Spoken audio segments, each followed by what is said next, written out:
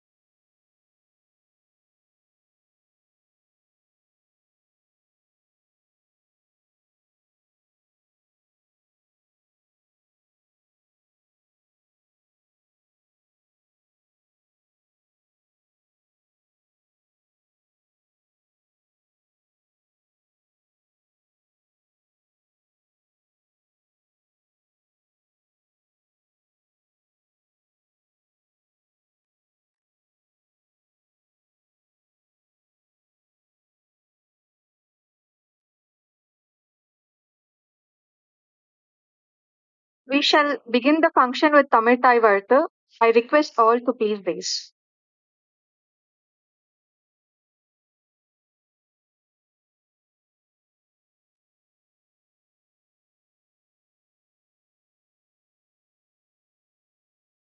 நீராறும் கடலொடுத்த நிலமடந்தை கெழிலொழுகும் தீராறும் வதனமென திகழ்பரத கண்டமதில் வனமும் அதிசிறந்த திராவிடனல் திருநாடும் சிறு பிறை நுதலும் தரித்தனரும் திலகமுமே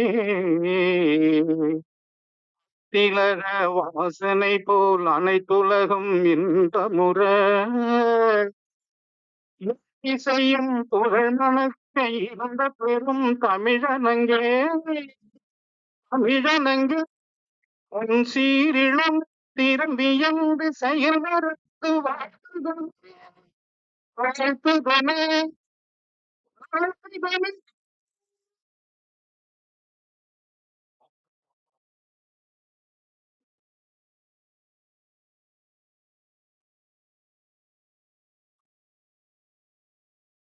Thank you, sir. Chief guest of today's function, Shri Ashwin B. Pandya, Secretary General, ICID and ex-CWC Chairman, International Commission on Irrigation and Drainage, New Delhi.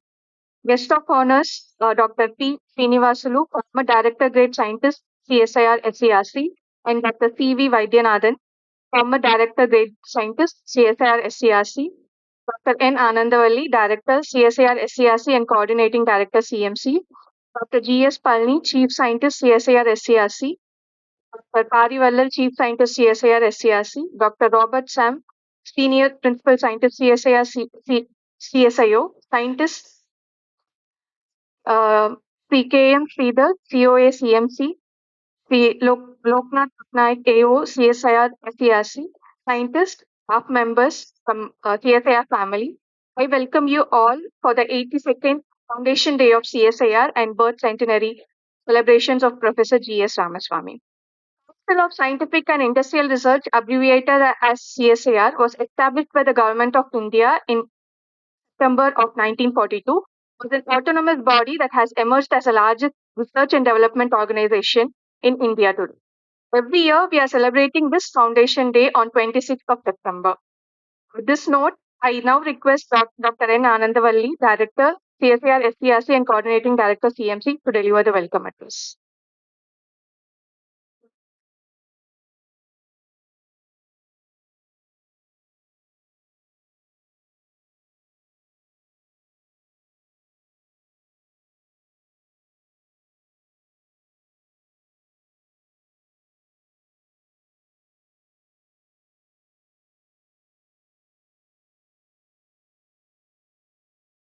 Respected Shri Ashwin Pandya ji, Secretary General, International Commission on Irrigation and Drainage, and former Chairman, Central Water Commission.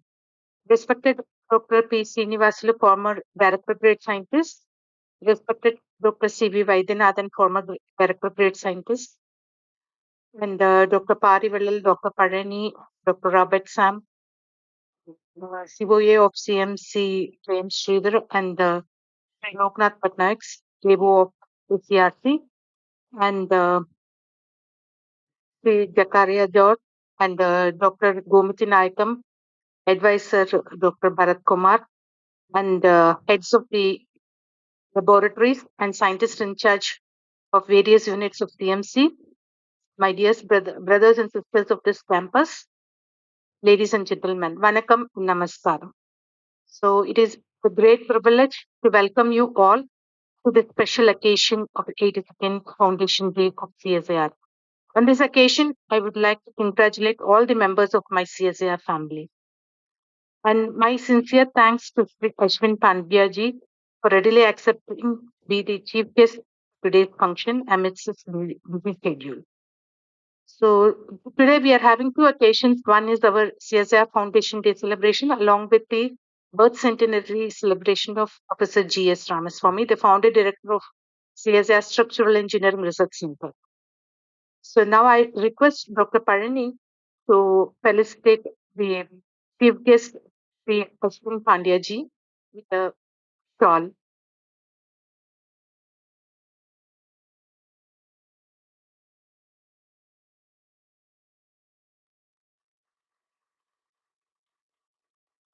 And Dr. C.V. Vaidyanathan, sir.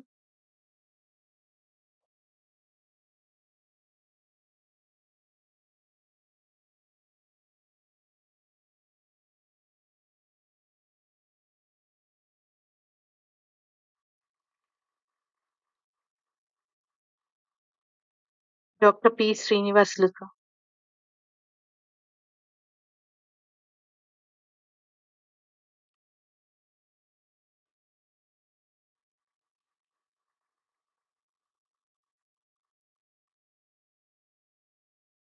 As many of us will be aware that CSIR in short form means Council for Scientific and Industrial Research, that was established in 26 September 1942. And it is an autonomous body that has emerged as the largest research and development organization in India. And nearly 8 decades of its existence, CSIR has undergone several phases of transformation. It is essential to recall the history for understanding the national interest, hard work, long term vision of our earlier generations. And it is not only to pay our tribute to them, but also to understand how fortunate we are there. We are standing on the built up structure with a strong foundation. This will also make us realize our responsibilities and how to move forward with focus and vigor. So, if you see into the history of CSIR in 1930s, there was a need for establishing research organization for the development of natural resources and new industries in India. So you see the vision started in 1930s, and they have created an advisory board of research, scientific research. And finally, it came into the colonial government offered to create an Industrial Intelligence and Research Bureau, IR, IIRU. And it came into existence in April 1935. And the budget, if you imagine, today we are crying that we are not having budget. They started with a very meager budget of 1 lakh per annum. And that 1 lakh was not enough to have a very major research and industrial activities. And it is uh, Arkat Ramaswamy Mudaliar. He was most instrumental in the creation of CSIR. So he told that 1 lakh is not enough, and this bureau also has very limited resources. And then he told he was having the position of Viceroy's Executive Council and then also Thomas. So he recommended the creation of scientific and industrial research. That is the starting point of CSIR. And it started in 1940 for a period of 2 years. and he became the chair of the board. And in this point only, the Bhatnagar was appointed to pilot the board as the director.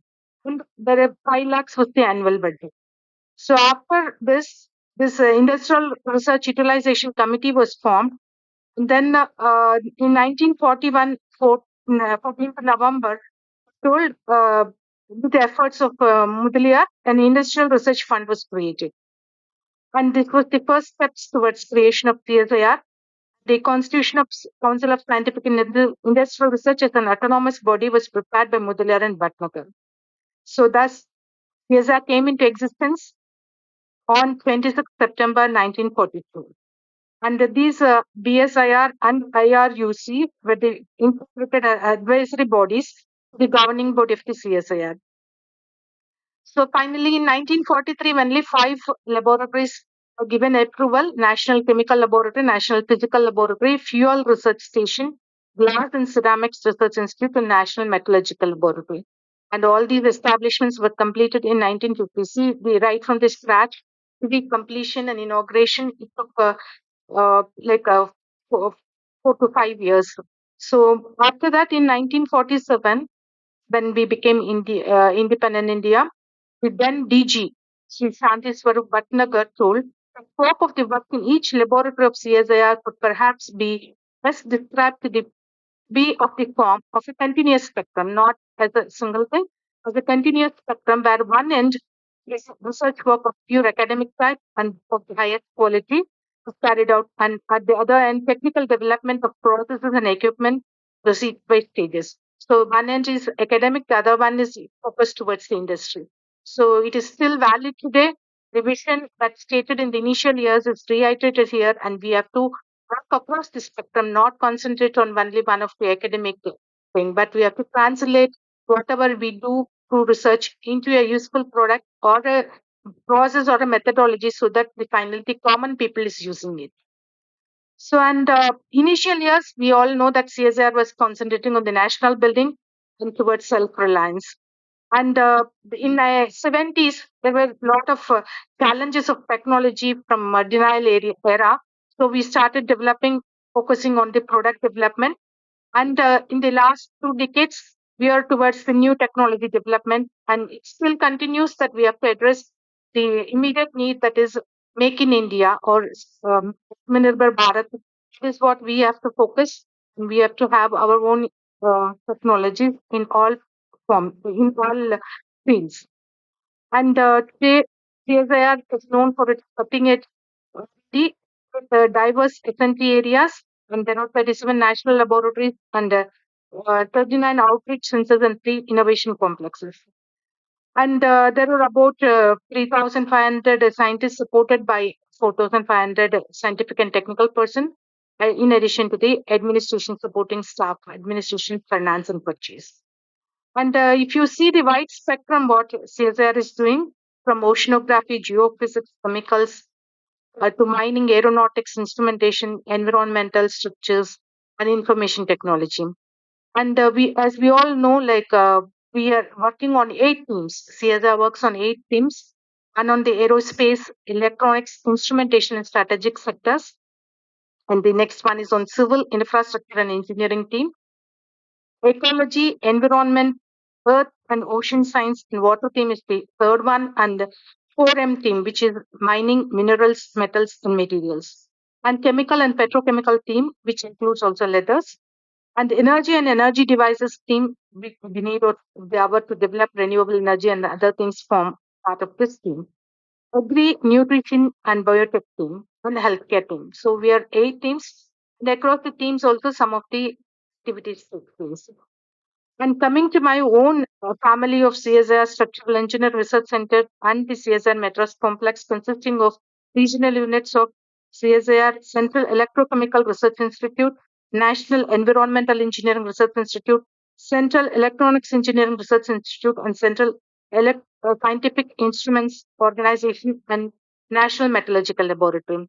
And I'm proud and happy of each and every member of both these families. And today is the day as we cherish our achievements. We need to put ourselves at a much higher platform so that we'll become global benchmark. We need to be competitor to ourselves. We need to align with the national mission while we aspire to achieve our individual goals. When we have decided to join CSIR, that itself that shows that we are committed to work. Excellence will be achieved with our continuous effort, hard work, and dedication. Let us all work together. Times have changed from working in silos, co-work to address the needs of this nation. On this occasion, let us all rededicate ourselves to fulfill the high expectations of the President of the CSR Society and Prime Minister of India. With this glorious past, with challenging present, we will march towards promising future with synergy and enthusiasm. And coming to Professor GSR, I feel like every one of you should know that the younger generations, even though we also didn't have opportunity to interact with him, we know from our seniors to some extent what are all the efforts that has put. And today we are standing on this CSIR SCRC, such a pride. It's all because the new Professor GS's vision. So he had a very long vision, and this campus, each and every structure of this will speak about him. So he's so fond of the shells, and those who have graduated or post-graduated and had a course on plates and shells, GSR's book would have been your reference.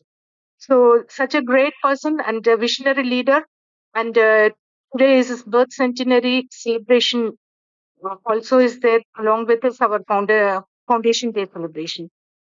And structural engineering, as we all know, like we have got a lot of challenges. Like it is, we need materials analysis and other things, but the material which we are using, we can only estimate its property. But also, we have to build real structures which can be approximately analyzed.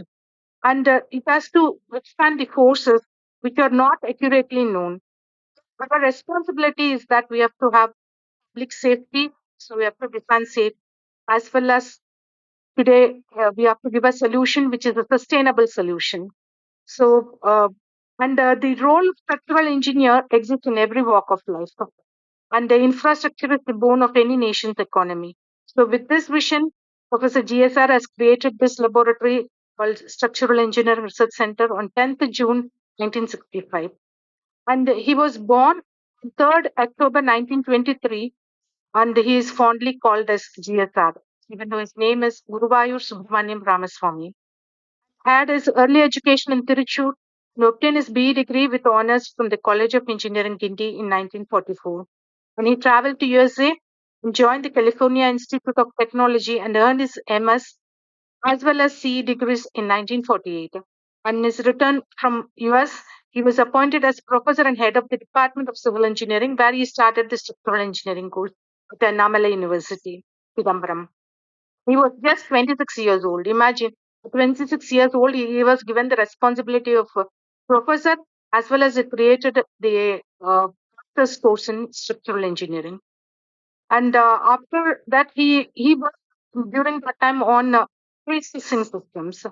And this segmental stone beam, there was a thesis of this student in 1954, and it consists of 90 number of granite stone blocks, and the still it is preserved. And this stone is still preserved as a monument in Annamalai University in memory of Professor GSR.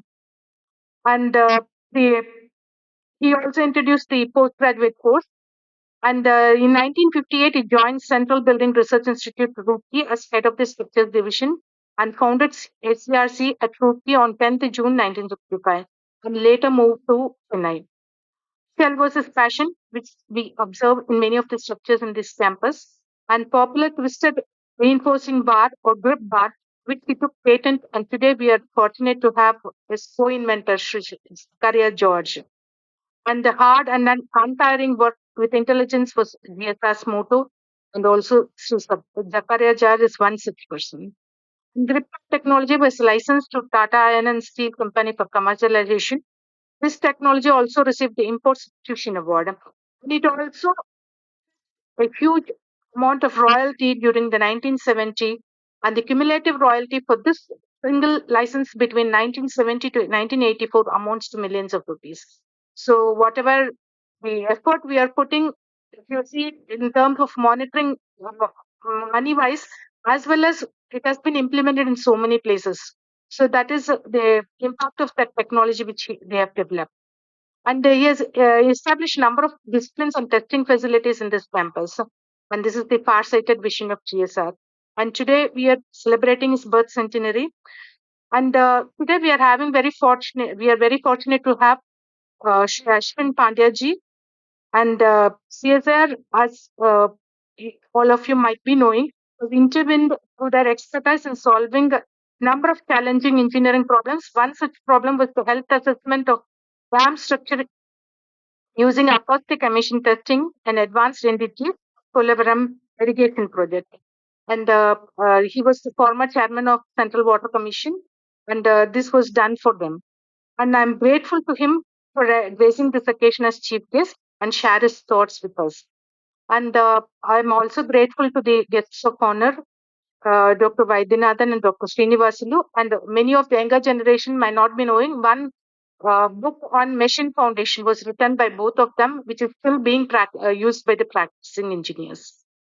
And also, I take this opportunity to thank all my family members for their untiring efforts. And with this smart people, simple and strong, manageable and motivated, adaptable and accountable, realistic and responsible, and trustable and talented people. These smart people, I'm confident that we will achieve our smart goals and put CSR at the global level.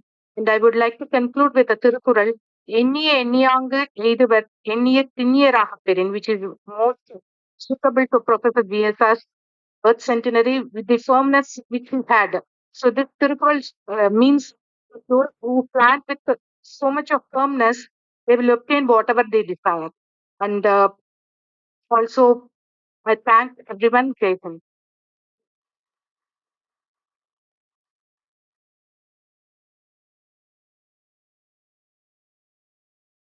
Thank you, ma'am. I now request Dr. G.S. Parni to introduce our guest of honor, Dr. P. Srinivasulu.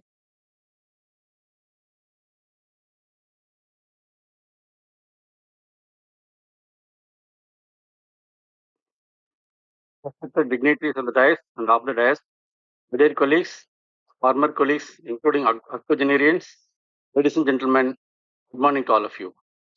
I feel honored to introduce our guest of honor, Shri Srinivasulu, to this august audience. Srinivasulu obtained this BE Civil Engineering with honors in 1960, securing university second rank from Osmania University. ME Structural Engineering in 1965 from Pune University, securing first rank.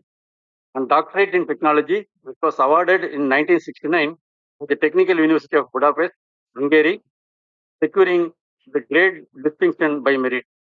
For his doctorate degree, he worked under the guidance of Sir Alexander Major, a well-known authority in the area of dynamics of machine foundations in the Eastern Europe during 1960s. He was later deputed for advanced training under the UNDP project entitled Structural Dynamics with special reference to machine foundations from CSIR-SERC Chennai. Prior to joining SERC, he worked for 3 years as an associate lecturer, Regional Engineering College, Warangal, and later for 2 years at the College of Military Engineering, TIPK, Pune, getting selected by UPSC based on All India competitive examination. The SERC is served for 33 years in different positions, starting from scientist D, director grade scientist, and superannuated in 1999. During this period, he served on many committees and was an active consultant in the field of machine foundations. He has over 70 technical papers to his credit, and he is a senior author of the Handbook of Machine Foundation released by the CRC. So this was first published in 1976. Although about 5 decades, it's still being used by practicing engineers, as mentioned by Dr. Andoli, and it's available for sale even today in e-commerce platforms like Amazon and Flipkart. This actually, with credit goes to both our guest of honor, Dr. Srinivasulu as well as Dr. Vaidyanathan. So this received a royalty from the publisher Tata McGraw Hill, New Delhi, until recent time. After the superannuation from SCRC, Worked in two engineering colleges in Chennai, partly as professor and dean R&D, and lastly as principal at Bharat Institute of Science and Technology. He retired from active technical assignments in 2005 and is now settled in Chennai. Thank you very much for this opportunity.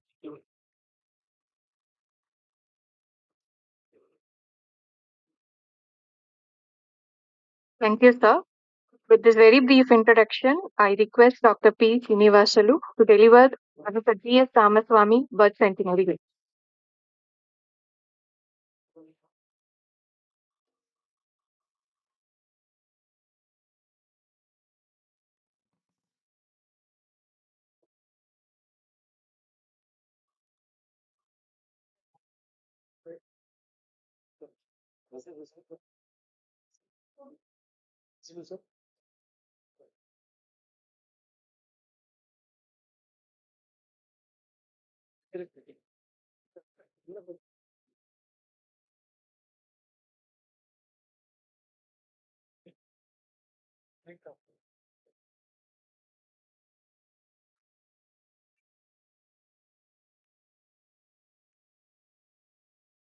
Shri Ashwin B. Pandya ji, Chief Guest of today's CSIR Foundation Day Function, Dr. N. Anandavalli, Director CSIR-SERC and Coordinating Director CMC, Dr. C.V. Vajanathan, my former senior colleague in CSIR-SERC before our superannuation, Dr. G.S. Palani, Chief Scientist in CSIR, SERC and Head of PPRS today, other dignitaries of the dais, including my senior colleague in the past, Sri Zakaria George,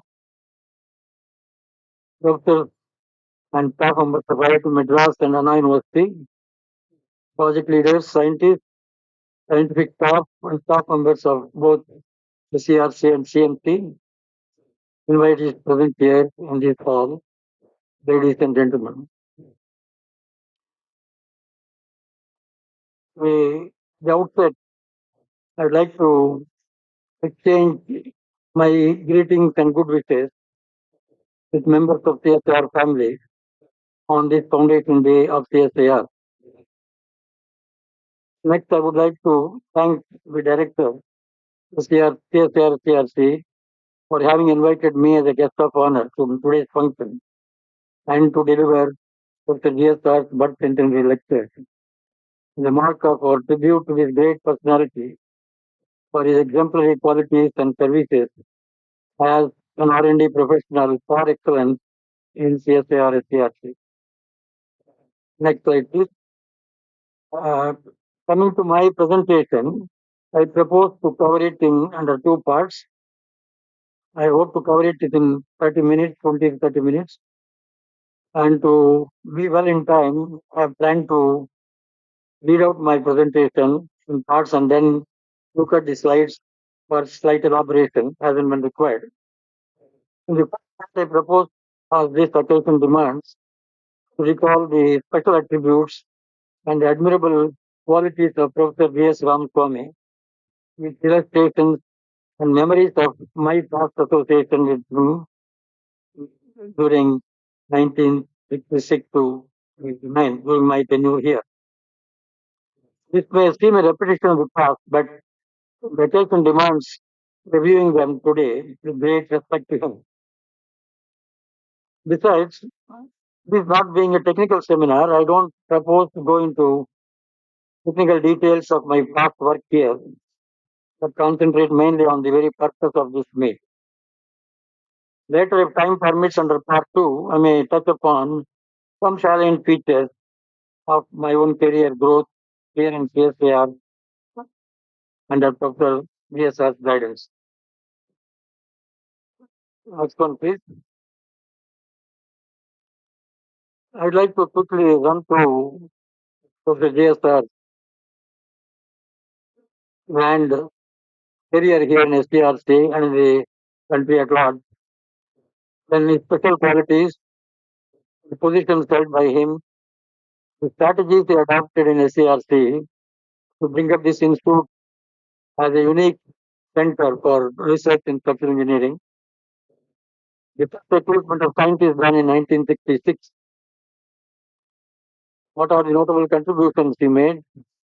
And the multidisciplinary research which he was highlighting during my time, and which I think needs our attention today as we build up a lot of facilities, a lot of manpower in different branches of structural engineering. Next one. This is again, I will quickly run through that. Was born on 3rd October 1943, a memorable day for structural engineering profession in India. Did his B honors from College of Engineering, India in 1944, and later moved to USA, gained his MS and C honors degree from Caltech, a very renowned institution in civil engineering in those days. Next one, please. Professor Guruvayur Subramaniam Ramaswamy, as we should remember him by his full name at times, was the founder director of CSIR-SERC. The director has already given how CSIR was formed in the early days, and I will dwell upon how SCRC formed CSIR as an independent national laboratory on 10th June 1965 under CSIR family. It was located initially at Roorkee, where it functioned earlier the Texas division of CBRI, with Professor G.S. as the deputy director in charge. Next one. What are the special qualities which we have to emulate as engineers and as individuals, human beings? The simplicity and very unassuming nature is never showing off himself as a person of eminence, derived from his stature in USA and later Phenomenal University. He was a keen listener in projects, active planner, prolific writer, and an eloquent speaker. All good qualities which should be there in the person of his eminence. He was a little short of hearing, you can see. He used to put his hand on the ear and listen to every speaker in every project meeting and outside in public speaking also.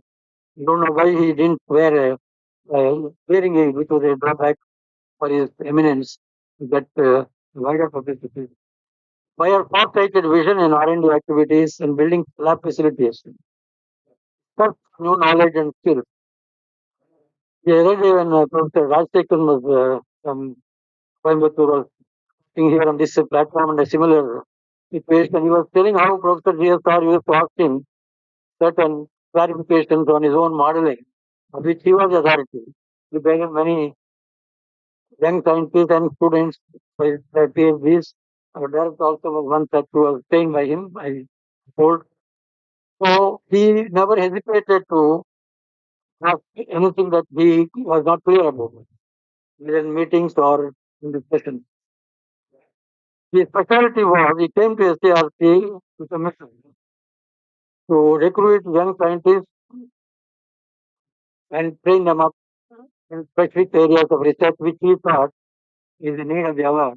At that time, when the country was passing through difficult economic situation after the 1962 Chinese war, government was not willing to spend much on R&D. It was in the backseat of government thinking. So at that time, when Professor J.S.R. convinced the planning committee members, I remember Professor M.S. Thacker was the one who was propagating and with Professor J.S.R. that government has agreed to separate out, come in, a new national laboratory in the name of Spectrum Research Center at Roorkee. So his special qualities include dissemination of knowledge acquired in user organizations. This morning, Mr. George was there. He is a replica of Professor Ramaswamy. I take it was my senior colleague. The institute was named more for concrete and concrete product prefabrication in the early years, first 10 years. And we should build on that strong base. And he was doing a lot of dissemination at the artisan levels, how to cast a funicular cell in the campus here.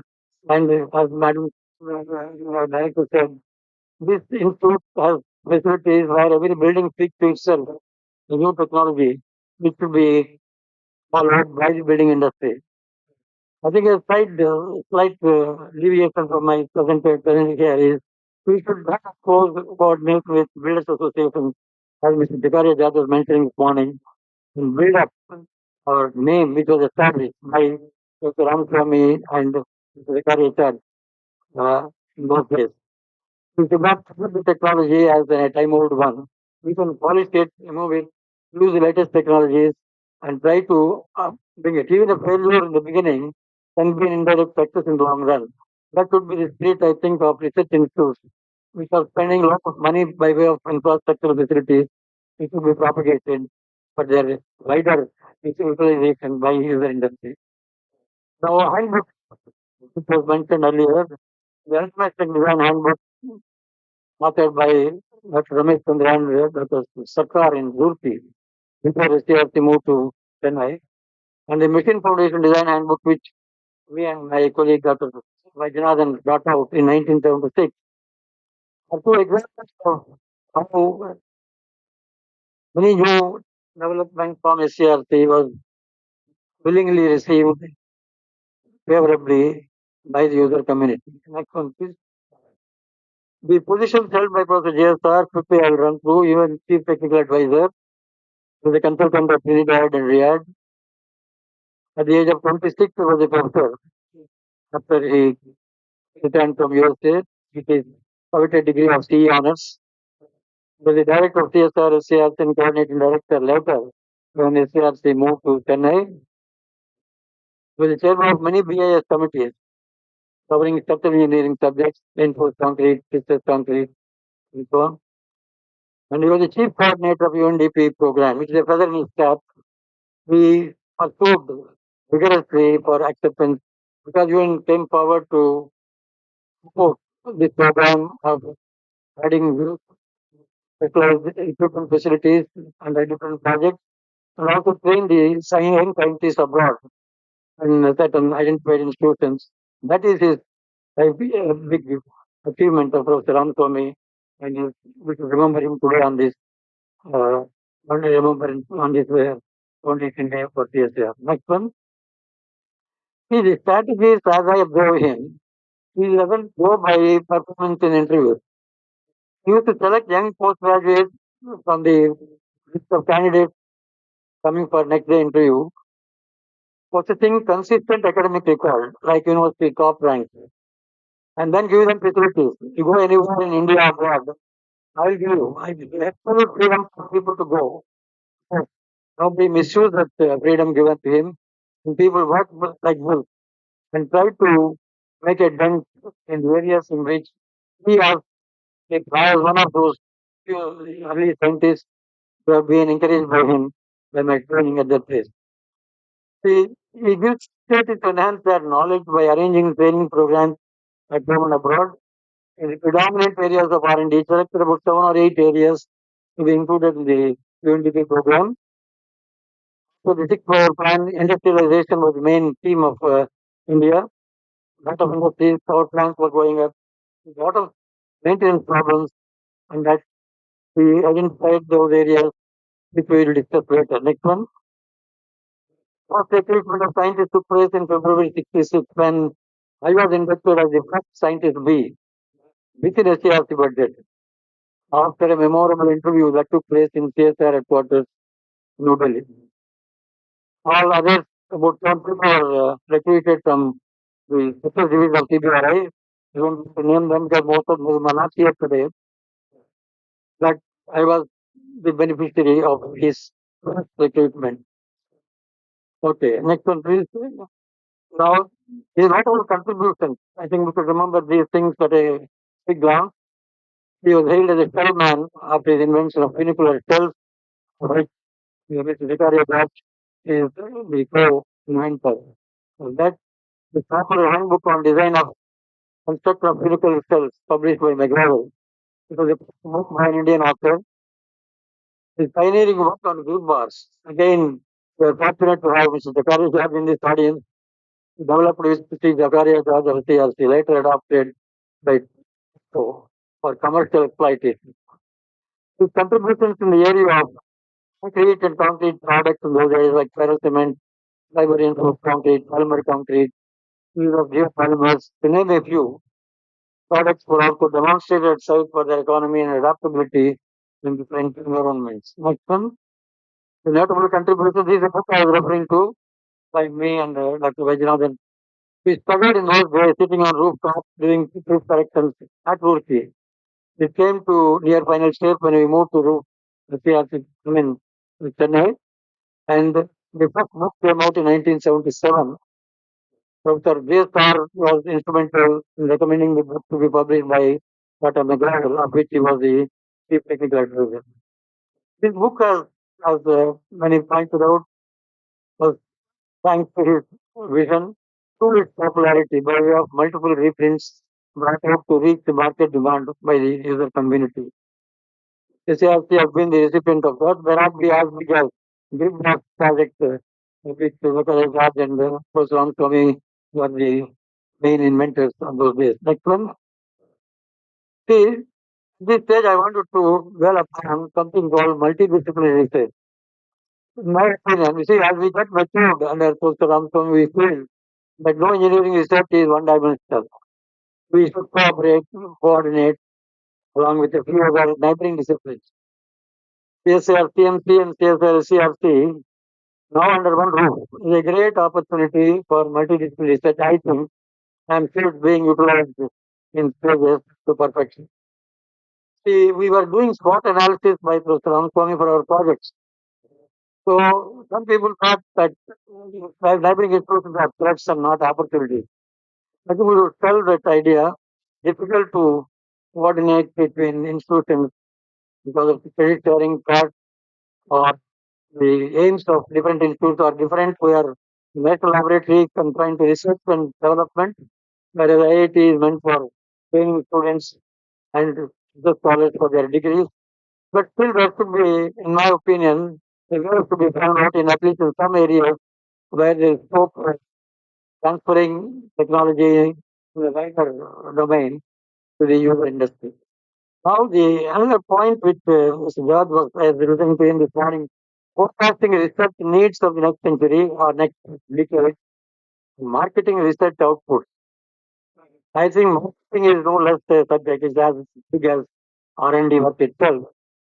And then if you don't find the areas of research, you'll have to go and meet the user industry like design offices, take up industrial consultancy projects and try to identify problems. Next one. Now the opportunities to tap in utilizing infrastructural facilities. We were planning the structural dynamic laboratory after it was dug out from CRC, CBRI compound, and it built a small table of 10 feet, 4 feet by 6 feet or something in a CRC in my practice lab, which I was heading in those days. But today we have, I'm told that have a seismic test facility, which is a white elephant in those days. We were considering we will not be able to maintain it. But when you have installed that facility, that itself can encompass, I think, utilization by user industries around it. I don't think there is a similar facility in entire South India.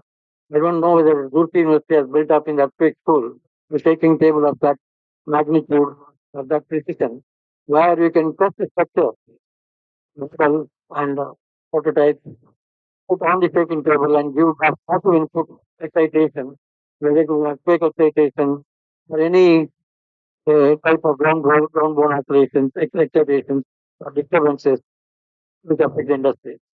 Now, the drive for promoting industrial consultancy in the area of analysis, design, and testing.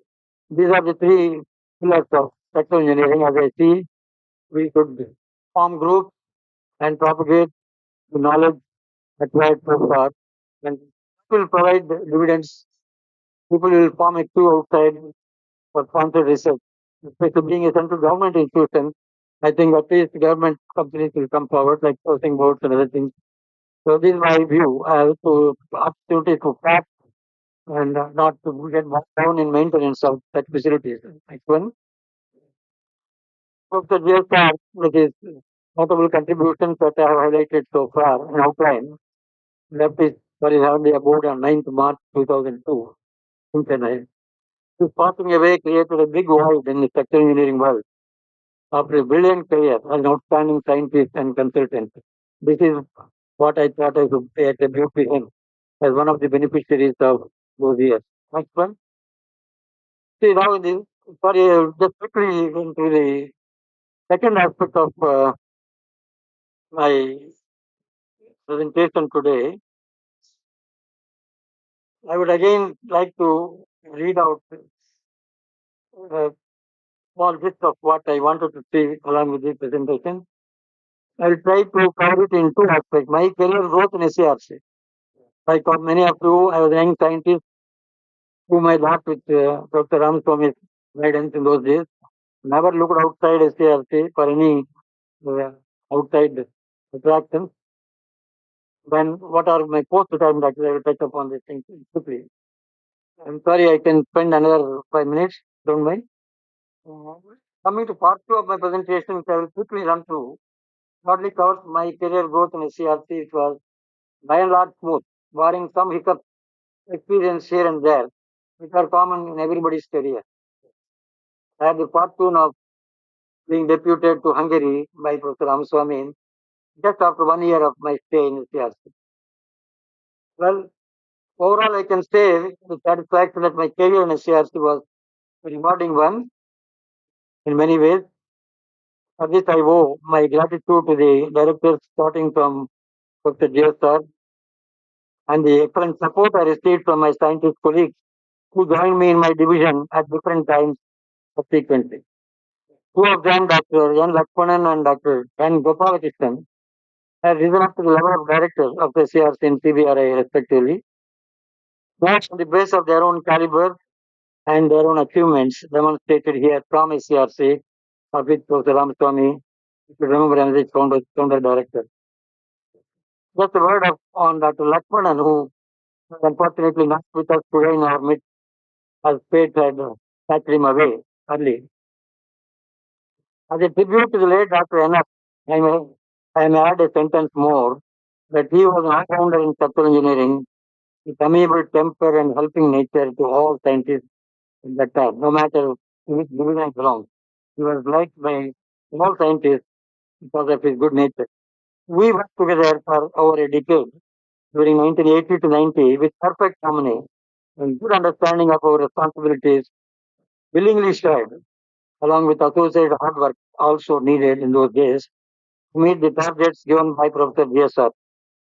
Disregarding time limits of 9:30 to 5:30. I'm highlighting we never left the CSIR campus, SARC, before 8 p.m. on any working day. I recall with gratitude that Professor G.S. created a sideline thing, is created a supernumerary report with CSIR approval under the merit promotion from advanced increment scheme for my elevation to scientist even. I spent a fairly long time as scientist. It was known at that time as MP and AI scheme. AI does not mean artificial intelligence as we are now talking about. Now, MP was more of a mercy promotion or a merit promotion was the talk of the day at that time. The rules were very tight from CSIR for the group of scientists in those days. But rules were later amended for better liking by scientists, including their designations today. Subsequent pay commissions brought new amendments to wipe out some more anomalies of administrative nature by bringing in merger of pay scales. And I think today's scientists are in a better situation than those of the past. Such administrative lacunas could not better scientists who are in scientific environment aimed at acquiring and disseminating new knowledge. Today, my interest in new areas like healthcare, to yoga practice, finance matters, including tax planning issues, is same as what I showed in technical subjects earlier. I owe this quality that I imbibed in me to Professor G.S.'s motto of getting a flair for critical learning and useful topics. Next one. I come to the last one, post-retirement activities. Next one, please. I worked after my retirement in 1999 for 6 years in two private engineering colleges in Chennai as a professor to start with. I was taken by another as a dean R&D in the principal Bharat Institute of Science and Technology. Now it's deemed to be university. I introduced structural dynamics as a compulsory subject in the same way as Professor Ramaswamy Birth at Normal University of Shri took over as professor there. And machine foundation was brought in as a subject, elective subject. I left, even today, I find one of my lady students of college at that time, she still corresponds with me asking some doubts on the handbook example. She was associated with launchpad designs in recent Department of Space achievements. I left teaching assignments by 2005. This is what I wanted to present as a tribute to Professor Ramaswamy, who was my mentor and mentor for all the scientists of those days in the beginning when CSIR was formed.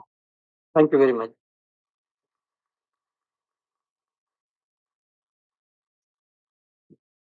Thank you, sir. Thank you for highlighting us the achievements of Professor G.S. Ramaswamy and also sharing your own experiences at CSIR-SERC, which will be a great motivation for younger generation like us.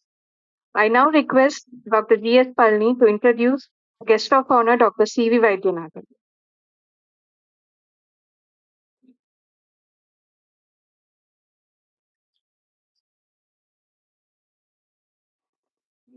Very good morning to all of you again. I feel proud to introduce our guest of honor, C.V. Vaidyanathan, to this august audience, who graduated with BE in Civil Engineering in 1968 and subsequently completed his master's PhD in Structural Engineering, all from Annamalai University, Chidambaram. After working for a short time with Madras Public Works Department, he joined the Structural Engineering Research Center as a scientist in 1971. As a scientist, he was engaged in R&D work related to computer-aided analysis and design of structures. His areas of research interest include computer-aided analysis and design and interactive graphics, software development for analysis, design and drafting, structural dynamics, and earthquake engineering. He was involved in several R&D and consultancy projects in the area of structural dynamics, earthquake engineering, computer-aided analysis and design, and interactive graphics. Under a UN fellowship program in systems programming and problem-oriented languages, he worked with Messrs. General Engineering Systems called as Genesis Limited UK, with the Department of Civil Engineering and with the Department of Civil Engineering, University of Missouri, Columbia, USA, in between 1977 and 1978. He was also awarded the Certificate of Honorary Professor by the University of Missouri. He visited Jordan as a part of the bilateral technical mission on science and technology in 1990. He served as UN consultant to DPR Korea in 1992, 1993, and 1995 for the project on modernization of construction design with computer-based methods at the Construction Design and Calculation Center, Pyongyang. He had the advanced training in earthquake engineering under the Japan International Cooperation Agency (JICA) fellowship in Kuba City in January 1990, Japan in 1996. He received the prestigious CSIR Technology Prize for the software development in 1999. Besides co-authoring the Handbook of Machine Foundations, he has also co-edited two books, one on earthquake risk management and another on polymer concrete. In addition to contributing a chapter in another book related to computer applications and in building design, he has published several research reports and also contributed more than 215 research papers in national and international journals and conferences. He also holds copyright of 22 software related to computer-aided analysis and design of chess. He continued as a director grade scientist and advisor management and coordinated the project of establishing the Advanced Seismic Testing Facility we called as CSR Lab till 2006. He served as professor and dean of civil engineering, civil and structural engineering, Sri Shasta Institute of Engineering and Technology, Chennai, 2010 to 2012. He served as a vice chancellor for a term at Sri Chandrasekharendra Saraswati Vishwamaha Vidyalaya, Deemed University, Kanchipuram from 2013 to 2018. In addition to technical pursuits, he is currently serving as the chairman and chief editor of Vipankita Vidya Aranya Trust Kanchi in bringing out important ancient Sanskrit inscriptions in book form. Thank you very much for this opportunity. Thank you.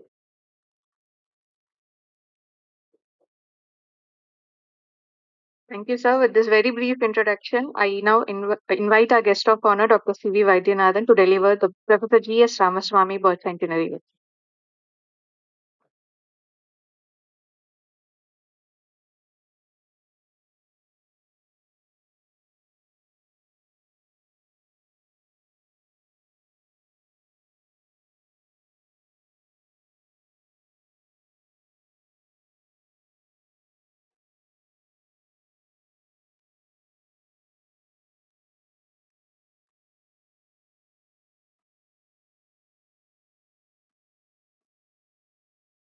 I deem it as an honor to be present on this centenary celebration of Professor G.S.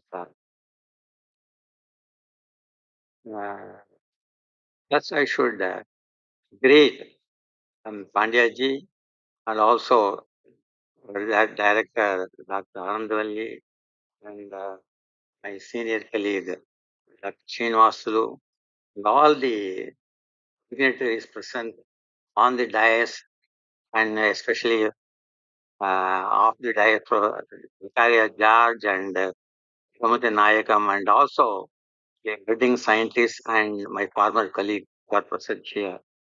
Because this is a unique honor for a person to be associated with such a doyen of civil engineering and structural engineering fraternity, Professor G.S. Swami birth centenary celebration.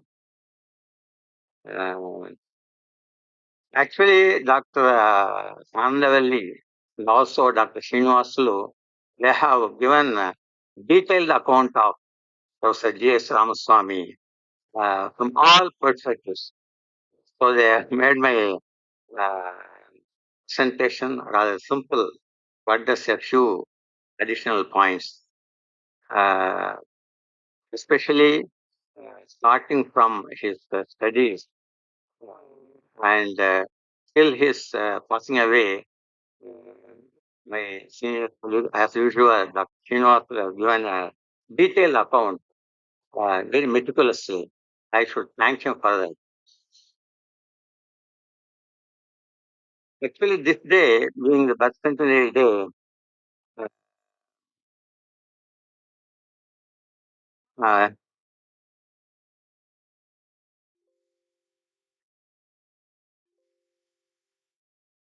I start with the details given by previous speakers. This is only actually a salute of the person. It actually gives the qualification he studied, brilliance and academic achievements, as uh, mentioned earlier in detailed form by others. What it means is he had a very good grounding at the uh, California Institute of Technology, which was acknowledged as a nurturing place for fixed concrete as well as structural engineering, civil and structural engineering. So naturally, uh, we are not surprised that when he returned, he became a youngest professor at Annamalai University. And again, got his passion for teaching and research. Uh, he introduced the postgraduate courses there in civil engineering, as well as oil mechanics and foundation engineering. In fact, I had the opportunity to see his manual on oil mechanics and foundation. This was about 40 pages, and perhaps that was the first publication on the subject in India at that time. And again, uh, as a professor,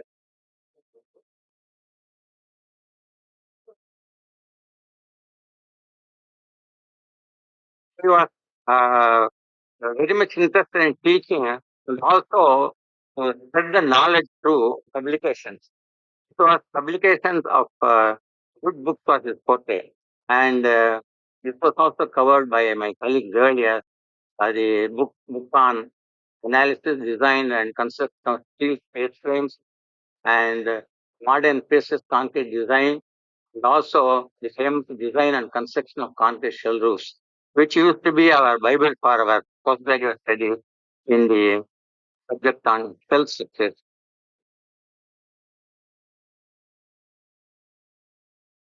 I was mentioning about the uh, Caltech background, and because he was interested in pieces concrete, he introduced the segmental brick shifting on granite slab. It was also mentioned by our director earlier. And the gift of this is, uh, yes, I was informed by my professor at that time, Professor Setunarayanan, that he took all the available gadgets from Colorado construction, where the pieces concrete girders were first time introduced in the construction. And the Sesame system was laid and the segmental beam was constructed. And as a history, I would say it's only one piece. We made not two or three pieces of this pipe, which is given here, about 350 millimeters with 305 millimeters in length. These beams, when we were studying in the engineering college, Annamalai, we used to move from one lecture hall to the next lecture hall. These beams used to be our speech store for the next lecture hall. So actually, students of maybe four batches or five batches have stepped over it. And actually, it has served as a stepping stone also for the literally to the students. And now other segments are very carefully preserved in the laboratory. Um, this is so to say some historical background of this building element.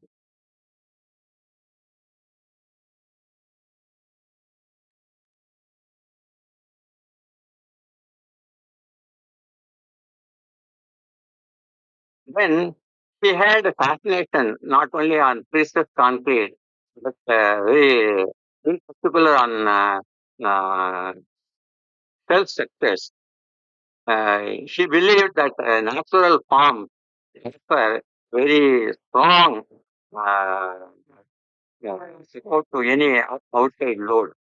The, the natural forms help in taking up the loads very well and distribute them properly. This was his very strong conviction, and he focused more on the cell structures for quite some time, which we can say was a golden period, not only in India, but throughout the world.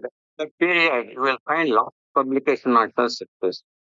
Professor in Annamalai University, he has equipped the library with all reports from all parts of the world in a report form. So all the journals uh, related to structural engineering as well as the health sectors in particular.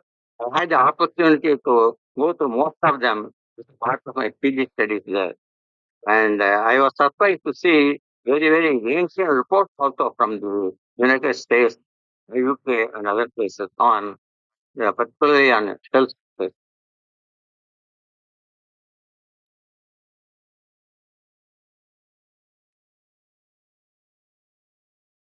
Especially the funicular shell was his uh, uh, focal theme in those uh, times.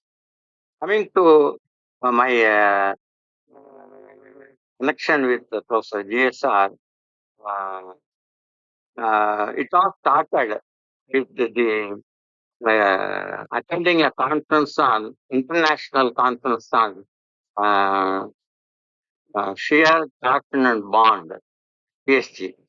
That was quite some time when we were in the final year students. We were taken to attend the international conference there. And final year students, we attended the presentation given by Professor G.S.R. at the time. And needless to say, of us were clean board by his presentation, and we took deep interest in thesis concrete case. And subsequently, when I continued my studies, postgraduate studies there, my guide Professor G.S.R. said, Professor Setunarayanan said, why don't you take up study on funicular shell structures for your postgraduate studies? Then I have to write a bit here. When I thought how to correct,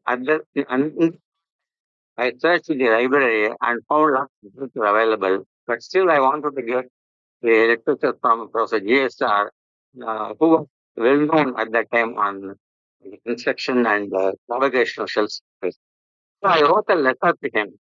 The student, I did the studies, I'm interested to do experimental study on nuclear cell structures. Could you please give me some references and any references? Surprise, I got within 15 days about 12 references, which six were from Professor Tonka of Seneca reprints and four of his own publications and other references. And these were very useful for me to conduct the PG studies.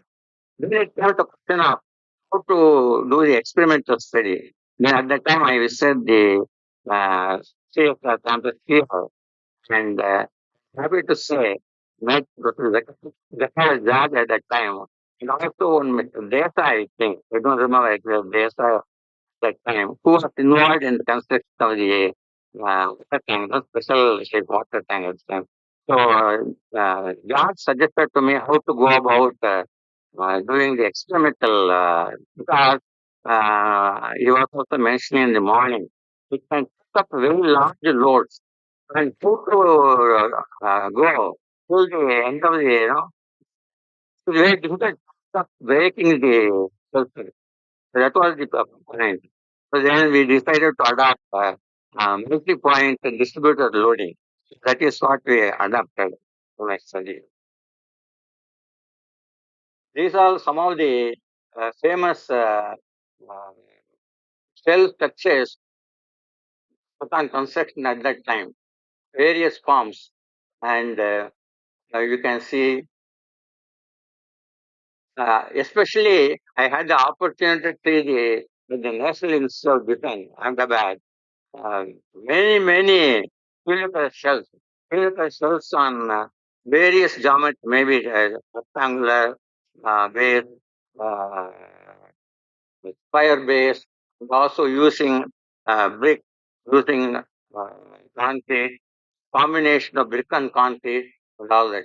Also, fascinatingly, I could see columns he has put in front of one of the, the entrance. These columns, they bore the fury of Bhuj earthquake without any, without suffering any uh, damages. Some of the columns present in the very area showed some uh, sort of fixing at the head of the column, but this whole column didn't show any, even a minor crack or any suffering from the earthquake. It's only passing. And this is the, uh, following the sagging fabric technique, I actually started making this right. And the shell, funicle shell was constructed. And you can see my guide, Professor Setwanarayan and others were standing there. And under the multi-point loading, it that was successfully conducted in those areas. Then I thought, oh, a senior professor and a person heading a big institute, student, by supplying the necessary material. Yeah, it was a day. Those days, communication channels were very much limited. And within the available communication channels, we could supply the required matter, the material, literature, so fast. And it showed the deep interest and love he had for the subject. And also, keen interest he wanted to promote among the students on the subject area. This is the hallmark of Dr. Ramaswamy. He knows everything. At the same time, he wanted to propagate and then the young minds to absorb and use them wherever it's possible. It is the, uh, very special character of Dr. G.S. Now, coming to the other special persona of the director, I would like to point out a few things. Most of the things were pointed by Dr. Srinivasulu earlier. There is the knack of selecting the candidates. I'm very happy that Dr. Srinivas mentioned he was the first scientist to be inducted. That shows how he had the knack of selecting a suitable candidate. It is a gift to given to Professor Ramaswamy that whomsoever she selected in the formative period, each one of them have become a gem. And they have contributed, I can say, without hesitating, maximum to the uh, civil and sexual engineering fraternity. This is a fact. And he had all the ability to identify and to be expert in the specific domain. Srinivasa mentioned that so many UNDP projects emanated from Dr. G.S. Ramaswamy's uh, and for each one of them, he selected the best experts. So you name the you will find the best person available at that time, contemporarily available at that time. And also some of the seniors also. At that time, some juniors were there. He would have met the seniors of the professor or somebody. That was also a fascinating issue because he referred to me to University of Missouri as the project director on the UNDP project. He mentioned Adrian Paul Jr. is there. Adrian Paul is my colleague at Caltech. Now Junior is there to meet him. So he had, as I mentioned earlier, you should take any project, wind project developed at that time. Whether it is soil mechanics and foundation for Alexander Major or Shamarella for experimental analysis or the expert from Poland for large panel prefabrication or you name it created our bracket for the math for foundation engineering. They are the best available. Not all good. In whom he referred to me take the training under the problem-oriented languages and systems program at Unix Limited UK. All were people with the point. So and Professor McCuskey. And I had the opportunity to meet Professor McCuskey also at that time. All ability to identify and pick the experts in the subject domain was his forte. And foresight to identify the gaps in structural engineering, in construction formulation and construction engineering, formulation of suitable trust projects. It was actually the foresight embedded in him. And if you could visualize what is going to happen in the next 2, 3 decades, and then you wanted to prepare the younger generation to face the challenges, and also as when it comes to make contribution in those uh, what do you call potential areas. So that is the actually a very important character in his persona.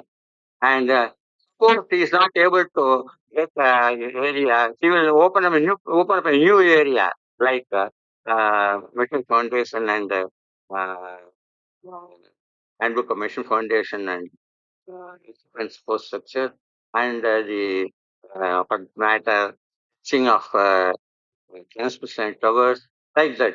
So that was also his ability to visualize things.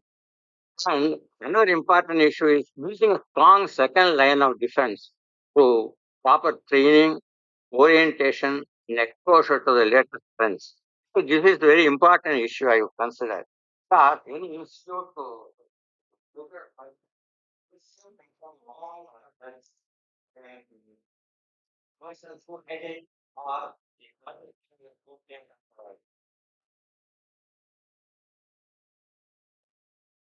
continue the integrated fashion and to reach the goals of the institute, putting up a second line of defense is very, very important. And he gave full attention to it.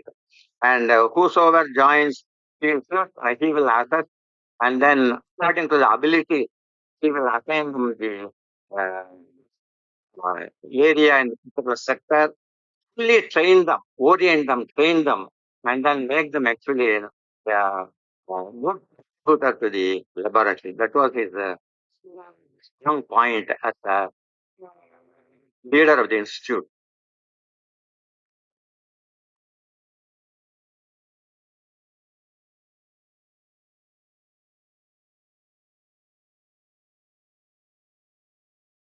When the researchers pick, this is again I would border on the character of the persona. Whenever I met him in private or visited his place, I have seen him holding a pen or a pencil with a pad. See, this person always thinking about a subject which has been occupying his mind, and I have to meet him casually also. And we actually holding a pad and pencil and writing, and all the time thinking on the subject. The other one is during the monthly project reviews, you have to come up with the latest references on the subject and share with the project group. See, whenever we meet, normally it used to happen on a Thursday or something, if I remember right. And we used to sit with the group and then discuss and with the latest references with among the group. It may be, uh, our group, it may be process content, it may be health case, it may be analysis. So the person is keen to on the latest information in the subject to the people who are working in this area. When a character, they give this one, a characteristic wink of the right eye followed with a smile is a compliment. If you want a compliment, you just with right eye and then the smile, the following smile, that means it's a really complimenting one. But the other way is the same with a serious closure of mouth would indicate that she is carrying a serious matter with you. If you want to discuss a serious matter with you or give a direction to change something like that, same wink, but the closure of the mouth, he will say very emphatically, this is to be done, this is to be reoriented, something like that.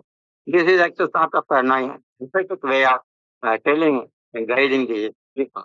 Then he would collect the required information wherever it is available and would tap the right door for the valuable information. So this, Dr. Srinivas also mentioned that he used to even tap the door of Professor Shaken for certain. Similarly, on one fine day, he came to my table and then he said, Vaidyanathan, I understand that you're working on neural networks. I want, I have certain data. You have to train, give me results. He gave me 3 days time to do that. In fact, I had just started at the time working on the neural application of neural networks, especially with the MATLAB assistance and all that. For the first time in perhaps in CSIR, he came to know of it. I don't know from whom he came to know. Came to my table and asked. Then I just got it trained and then gave the result.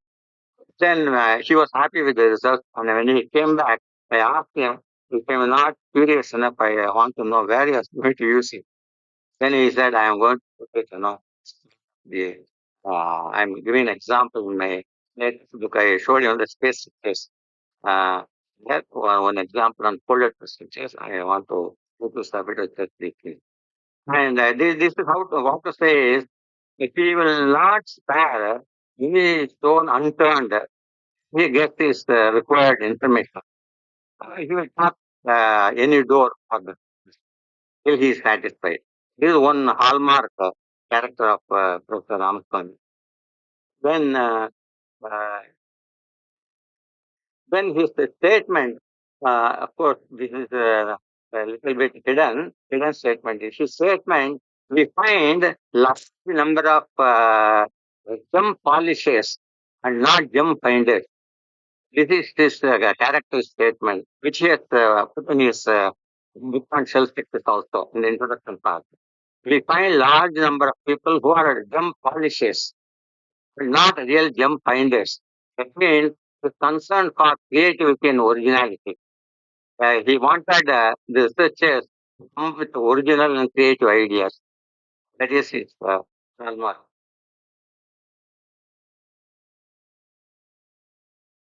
And a little bit more on the personality. He is a man of many faces. Uh, he is a motivated researcher. We know from all the descriptions given earlier also, and interested in all. He was also interested in all art forms.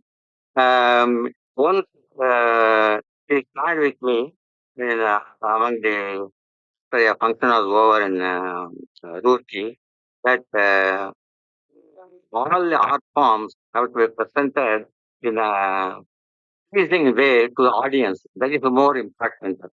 In this way, I want to quote normally. He was the warden of hostel there also. And the annual day, when they introduced some Bharatanatyam, he saw the menu, the list of the items to be, presented. He found that some of them traditional and conventional, and he felt that others, should be little more modern, appealing to the students and the general community there. So he said when this was not done, on the third act or something like that, there was not good response from the audience. And then suddenly they changed it as per suggestion. So he used to say, any presentation, should meet the expectations of the audience. That's more important. You may have a lot of valuable information and things to be presented. See that it reaches the audience in the proper way. That is one aspect. He was the president for Malayali Club and also Tamil Sangam Roorkee. He encouraged sports activity. He was a tennis player too. Uh, the hard court, tennis court, it's a byproduct inside the lab quadrangle, which used to have the tested samples and specimens. Most of us who were in Roorkee at the time, we had our first lessons, our regular training in the quadrangle in the tennis court, hard court. And I can mention my senior colleague Raman. He used to train most of us. And I can also happily say that we continuously won 4 Bhatnagars in tennis, the group, which got trained there. Uh, and he also led Gita classes and reading of Bhagavad Gita once in a week on a Thursday under the Tamil Sangam. We had a Tamil Sangam and also and we used to meet once a month on the average. Sometimes C. Subramanian will come or some other dignitary will come. Naidu, director CLRA also had come once. So we used to have, this shows the person who was interested in all aspects and sort of a rounded personality.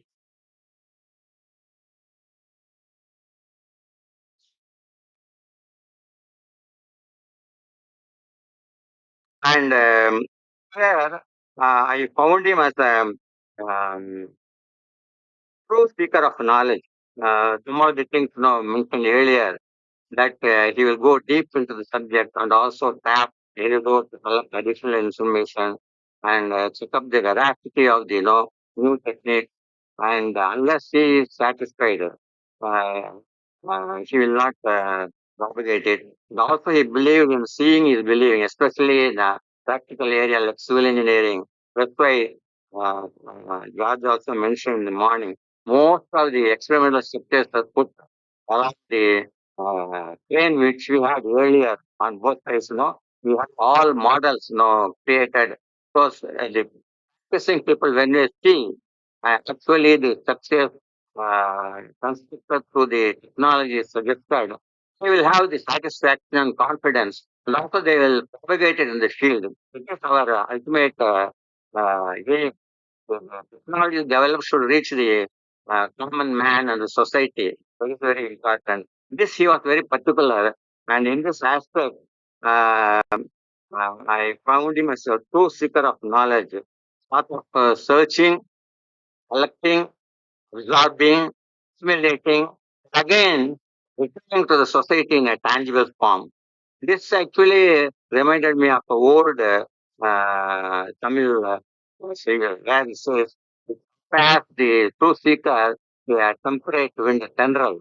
It says, "பொங்கரின் நுழைந்து வாவி புகுந்து பொங்கையன் துழாவி பைங்கை மயிலை முல்லை வெள்ளிகை கந்த தாவி பொங்கு அலர் மனம் கூட்டுண்டு தென்றல் எங்கெங்கே அலைகள் தேரும் அறிவன் போல் இயங்கும் அன்றே." It says the Arivan, Arivan, the person who seeks for knowledge, true knowledge, he goes through all places, not Pungarin, and he goes garden, the most point of lake, most point of Jasmine, and wherever he goes, not only just goes, he assimilates, absorbs, and then finally give it to the society in a tranquil form of a cool breeze. This has been the real hallmark of a true knowledge seeker, and I found this fitting 100% with Professor Ramaswamy. And especially as I mentioned earlier, one may have the natural abilities and acquire abilities and develop lots of skills, but you have to share it. You have to share it to the society in a tangible form. Say, if it is a nut to crack, it doesn't help anybody. It should be in a usable form. Wherever things were done, carried out in research form, we used to bring out lot of design aids, handbooks, and also time-saving gadgets. This type of application to the professional in one sense. Similarly, the visualizing what is going to happen in the professional field in a foreseeable future, and so maybe for half a century ahead, thinking that's not a far-sighted vision. These are all his very important hallmarks. And strongly believed that an institute or any scientific laboratory can only be kept by active and vital men, all the time thinking and acting, trying to do something better today than yesterday, and evolving new techniques. This is very, very important. It's a driving force uh, between him, actually. It's very apt for a researcher in a laboratory. Then a little bit on the structure of CSIR, which is well known to everybody here. I don't need to emphasize again. But whatever was given as a top order at the beginning of the institute holds good.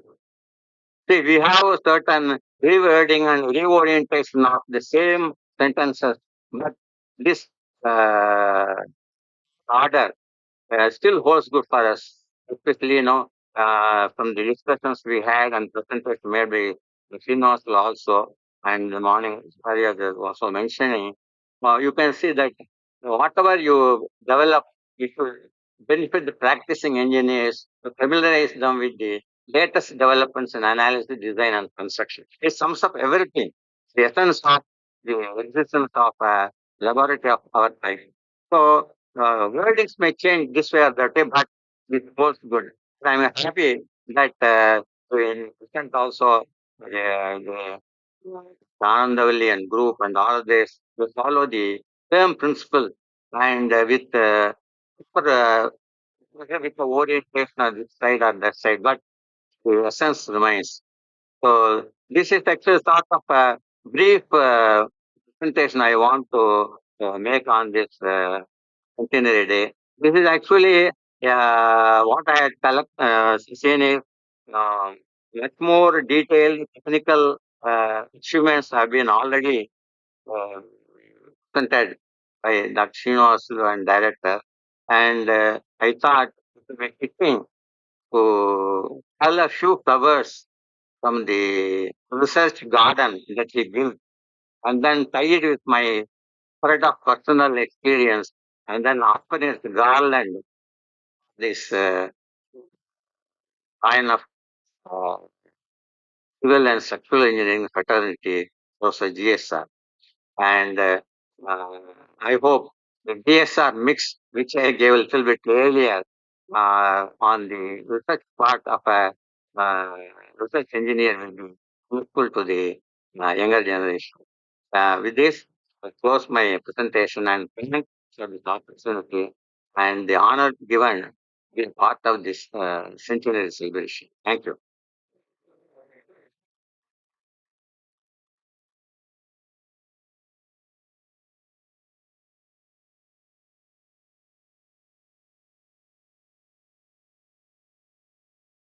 Thank you, sir. Thank you for sharing with us your own experiences with Professor G.S. Ramaswamy and also giving us a glimpse of how he was as a person.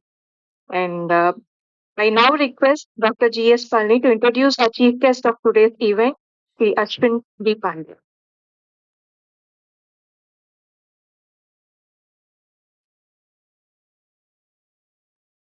Good afternoon to all of you. It's my pleasure and privilege to introduce our chief guest, Shri Ashwin B. Pandya, a Bachelor in Civil Engineering from Saurashtra University in 1976 and M.Tech in Structural Engineering from IIT Delhi. Shri Pandya is a former chairman of the Central Water Commission and ex officio secretary to the Government of India, Ministry of Water Resources, River Development and Ganga Regeneration. Recently, he is working as Secretary General of the International Commission on Irrigation and Drainage.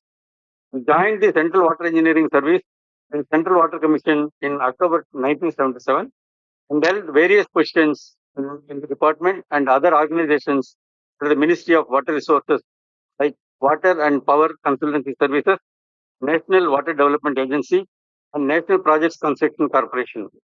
He superannuated from the government service in December 2015, serving as chairman of the Central Water Commission. His major areas of works include setting up policy initiatives, planning, design, and financing of water resources projects for hydropower and irrigation, including regional planning for optimum water resources utilization, simulation and disaster management for flood and dam related incidents, setting up of water resources related data collection strategies at national level, and implementation of cutting edge technologies for collection and dissemination. Legal and constitutional aspects of international and interstate water disputes and international water data sharing and treaty management international level. Dam safety assurance and management of dam safety programs, including distress analysis and recommendation of remedial measures for dams and appurtenant work. Comprehensive safety review of dams, setting up of guidelines and legal framework for dam safety, numerical modeling of structures and geotechnical engineering problems, and application for engineering analysis and data-driven software applications. He is involved with detailed engineering designs for large underground caverns in India, the abroad, and design review panels for large dams. He has extensive experience in developing desktop and web-based applications and websites for workflow process management. He has provided leadership for the advocacy of national water resources development paradigm. He has been the key person in establishing the international flagship event of India Water Week for the ministry, which is in its fifth edition. Presently, Sri Pandya is engaged with the Bhakra Beach Management Board, governments of Gujarat, Andhra Pradesh, Jharkhand, and Orissa. SAPCO, and the World Bank for various hydropower and other projects involving design and construction of large underground caverns and other geotechnical sectors in India and abroad, design reviews and design construction guidance for Polavaram project, Andhra Pradesh, chairman of the design review panel, dam safety advisor in Nigeria, and is also involved with flagship projects like Kalpasar project in Gujarat and activities of Ministry of Water Resources and the National Water Development Agency for interlinking of rivers program. He also chairs the expert group for two major international hydropower projects in Bhutan for design and safety problems. Pandya is the chairman of dam safety review panels of Bhakra Beach Complex Dam, Sardar Sarovar Dam, states of Odisha, Telangana, Andhra Pradesh, and many other dams in the country. He was also the Board National Fertilizers Limited as an independent director. He was awarded by the Central Board of Irrigation and Power, Delhi chapter, the Indian Geotechnical Society, and five other professional bodies of distinguished performance and lifetime achievements. Sri Pandya, in his long distinguished service encompassing all aspects of water resources sector, has provided mentorship and led the large water resources engineering community towards a sustainable, rational development regime in the sector. He has delivered a number of addresses and has also appeared on TV and other print media to disambiguate complex issues of water management. He is also editor in chief of Water Digest, an industry magazine catering to water treatment industries. Presently, he is working as Secretary General of the International Commission on Irrigation and Drainage, a government supported international organization comprising 78 countries spanning the globe and covering almost 90% of the world's irrigated area.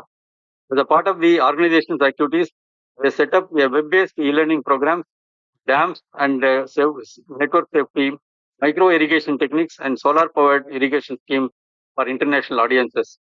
Many other initiatives were taken by him to generate Dialogue on Transboundary Water and Interstate Water Management Issues. He has also edited 2 volumes on water governance and management in India, published by Finger Inc. He has also traveled extensively and has professionally contributed in about 30 countries spanning across all continents. I will end with this. Thank you very much for this opportunity. Thank you.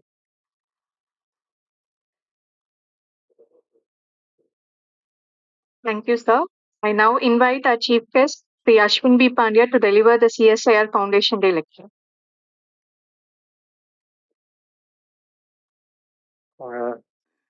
Thank you very much. It gives me a great pleasure to be here and sharing the thoughts with you on some of the very important aspects of the present day effects and situations in dam engineering. I have been an admirer of SCRC almost since my graduation days because I had been using the SCRC handbooks of various types and that had given me an opportunity to be familiar with the SCRC even though it has been very infrequently that I have been able to visit here. Probably the last visit would have happened about 15 years from now or so. Uh, so, the outset, I'm grateful to Dr. Anandvalli who persuaded me to be here, and I'm very happy to be here with Dr. Srinivasulu and Dr. Vaidyanathan and other colleagues, Dr. Zakaria George, and other senior colleagues, as well as the present senior staff members of the SCRC to be here. Next slide, please. I will be talking today on a topic which is not very actively pursued by the Structural Engineering Research Center, but I feel that a challenge has come up in which it is necessary that the HCRC will also be able to contribute in a great way. Because over the period of time, as we are all knowing, the availability of expert manpower is coming under challenge, especially in the water resources sector. The dam building activities that we saw in the earlier parts of our independence and then later on right up to something like say 1980s and 90s have now given way to a area where we have to really look at the assets that we have created on a great effort and with huge investments. And they have become the cornerstone of our food security. They have also become the cornerstone of our energy security, and also to some extent in a geopolitical context, they have become cornerstones of international cooperation in our neighborhood. So we have got large number of large dams. Large dams are there is a criteria for the set up by the International Commission on Large Dams, which we are following.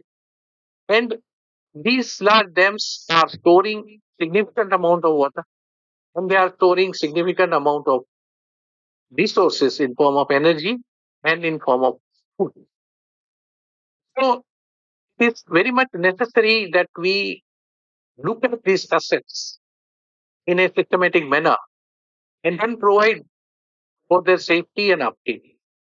As we all know, with the passage of time, we have got now dams which are number of dams which are even older than 50 years.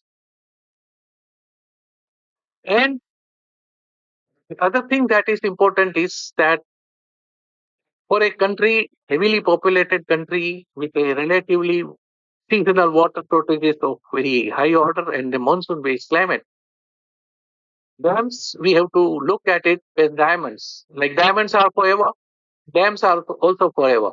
In this country, I do not foresee in several hundred years that we will come to a position where we will say that now we do not need a dam anymore.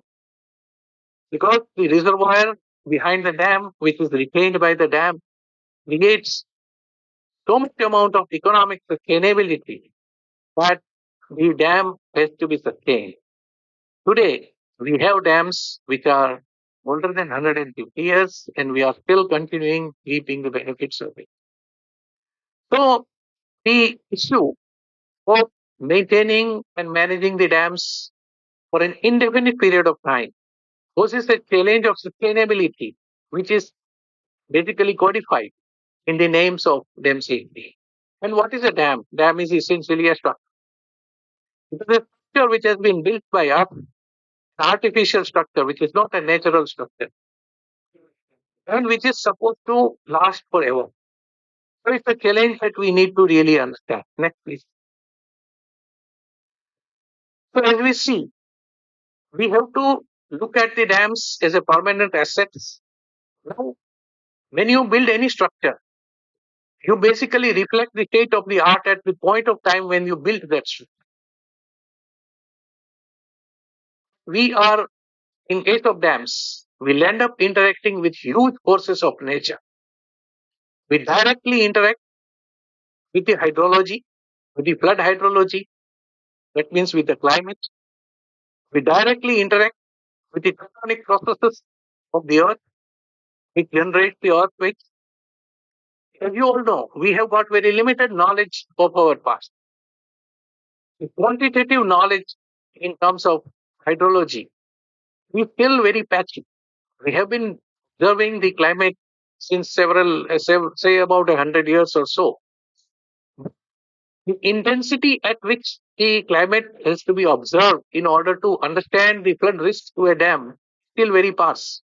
In many of the cases, even in the present day situation, when you have to build a dam in a Himalayan region, you don't even get a single rain gauge in the catchment area. You have to make a complete assumption about the probable rainfalls and probable maximum precipitation that is going to occur, and based on that, you have to estimate what is the kind of flood that this dam will have to face. And then this flood has to be faced by this dam multiple number of times over its life, and maybe it may exceed it also.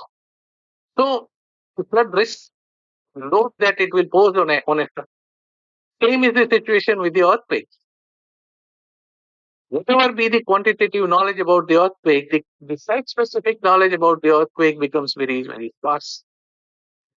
So these issues pose a challenge because as the science progresses, as the database advances, as the climate changes, as we understand new tectonic processes that may be happening within the earth, the possibility of imposing a load on the dam changes significantly. Simultaneously, the economic dependence of the society on this dam goes up multifold. Can you imagine India's food security without a few 5 or 6 or 7 dams that were taken up at the time of independence? Can you think of removing Bakra Dam today? Can you think of removing Srisailam or Nagarjuna Sagar? That matter even a tail reservoir, which is not a very large dam, but still, you've got a dam at the Anikat, Grand Anikat, which is now almost nearing 3,000 years. Can we really think? So we have to maintain that. We have to upgrade them. And while upgrading, it is not possible to disrupt the operations because the operation disruption creates so much amount of economic shifts that at no point of time you generally get a permission to disrupt the operation and carry out some repairs or maintenance on the dams. The challenges of dam safety management are many. Next, please. Looking at this, we have been, of course, struggling with this situation since a long time. Almost, as you recall, in 1979, we had a major disaster in terms of Machu 2 Dam, which got overtopped because of the excessive flood, and almost several 100,000 people were rendered homeless within something like a day kind of a situation. The deaths are actually unaccounted for because huge number of people, huge number of cattle was washed away to the seaport. And with this kind of a disaster happening, the government of India worked at that point of time about the dam safety, because dam safety primarily works on the area of finding out the potential failure modes, and then they're protecting them by giving them the remedial measures, and then keeping an eternal surveillance to see that those particular remedial measures are not violated. So this is an act which we finally could through the parliament in 2021, and with this act, a very significant transformation has taken place in our country. If we really look at it systematically, we realize that we are very great at building new things, but we are very poor at documenting them and very poor at maintaining and nurturing them. Most of our historical monuments will basically give you an example of this. We don't have designs of Taj Mahal today. We don't know what was the foundation engineering that was done at that point of time. We don't know what were the surveying techniques that were used in order to bring out that precise monument. This is not the one monument I am talking about. There are innumerable monuments about which we know nothing. So the dams are also likely, if we don't attend to them, they are also likely to go the same way.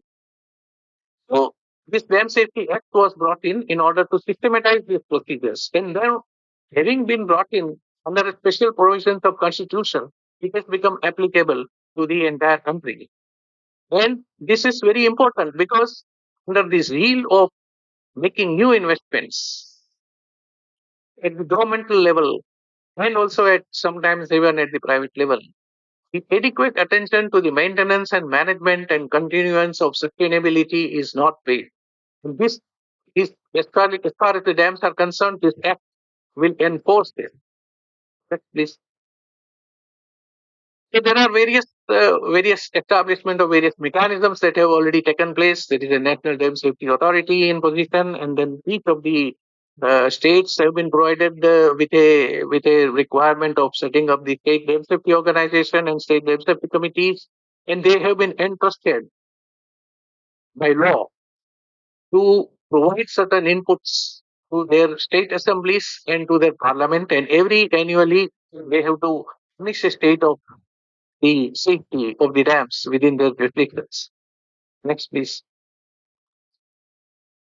This eventually send a lot of onus on the owners for the implementation requirements, that they have to establish a unit and they have to also create a proper system in order to manage and maintain it. So now, as you know, many of the, especially in India, almost more than 90% of the dams are basically owned by the governmental agency.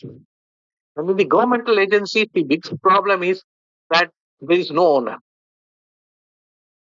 The persons who are posted will keep on getting transferred, sometimes over 3 years period of time, sometimes over 6 months time. And then a situation comes when you have nobody who knows what is in the dam. I have visited the dams where when you visit the dam, when you ask for a drawing of a section, you ask for the foundation level, nobody has any idea. They can't give you a clue what was done. So the owner level implementation requirements are very great, and our systems are not yet geared for it. Now, to maintain a structure is a very important part. There have to be guidelines. There have to be various stipulations, and those stipulations have to be translated to the lowest level person. So, owner level implementation requirements for maintaining a safe dam is very very great. Next, please. So these are the various requirements that are there, and in order to maintain and manage these requirements, there are certain requirements by the owners. And that is where the professional institutions like the SCRC and other research institutions have to really come into the play.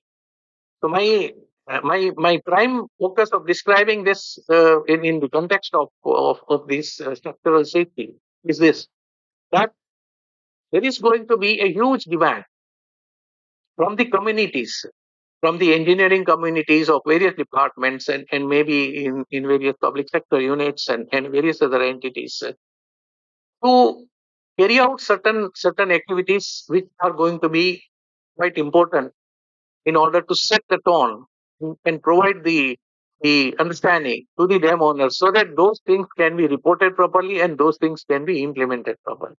Next, please. So this is what the regular reporting requirements are all about. Next, please. There are of course offenses and penalties. So the owner will be under a lot of pressure because if we make a wrong recommendation and the owner implements it, then the responsibility will travel down the line. And it will be very much necessary to provide a very sound advice. So the institutions of national repute will have to be here to provide these kind of sound advices. Next, please. Because we have got about 5,300 dams and several thousand dams will be such that they would have crossed 50 years of life. And even if they have not crossed 50 years of life, because of various situations that have occurred during even their short lifespan of sometimes say 20 years or sometimes say 25 years, the, the dam will need its rehabilitation in order to bring it to the present day design standards. It's a very complex process that really undergoes when you have to take up a comprehensive study and rehabilitation of the dam.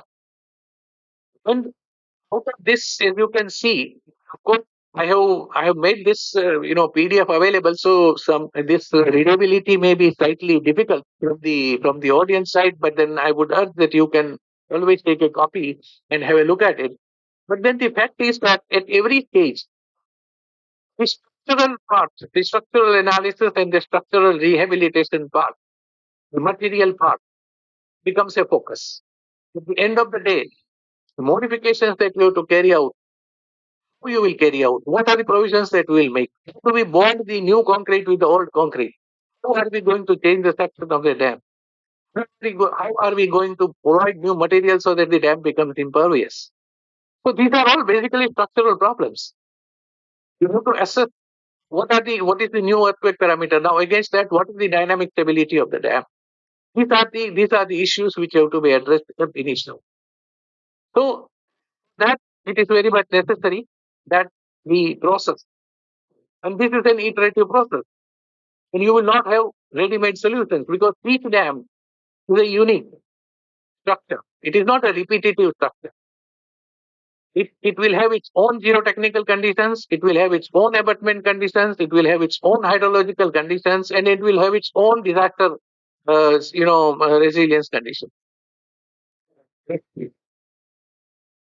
So there is the structural review of an existing dam is going to be a big challenge because there are going to be several hundred dams which will come up at the same time in order to carry out this review. And the truth remains is that there may not be adequate number of institutions, there may not be adequate number of trained manpower in order to really carry out this within a fixed period of time.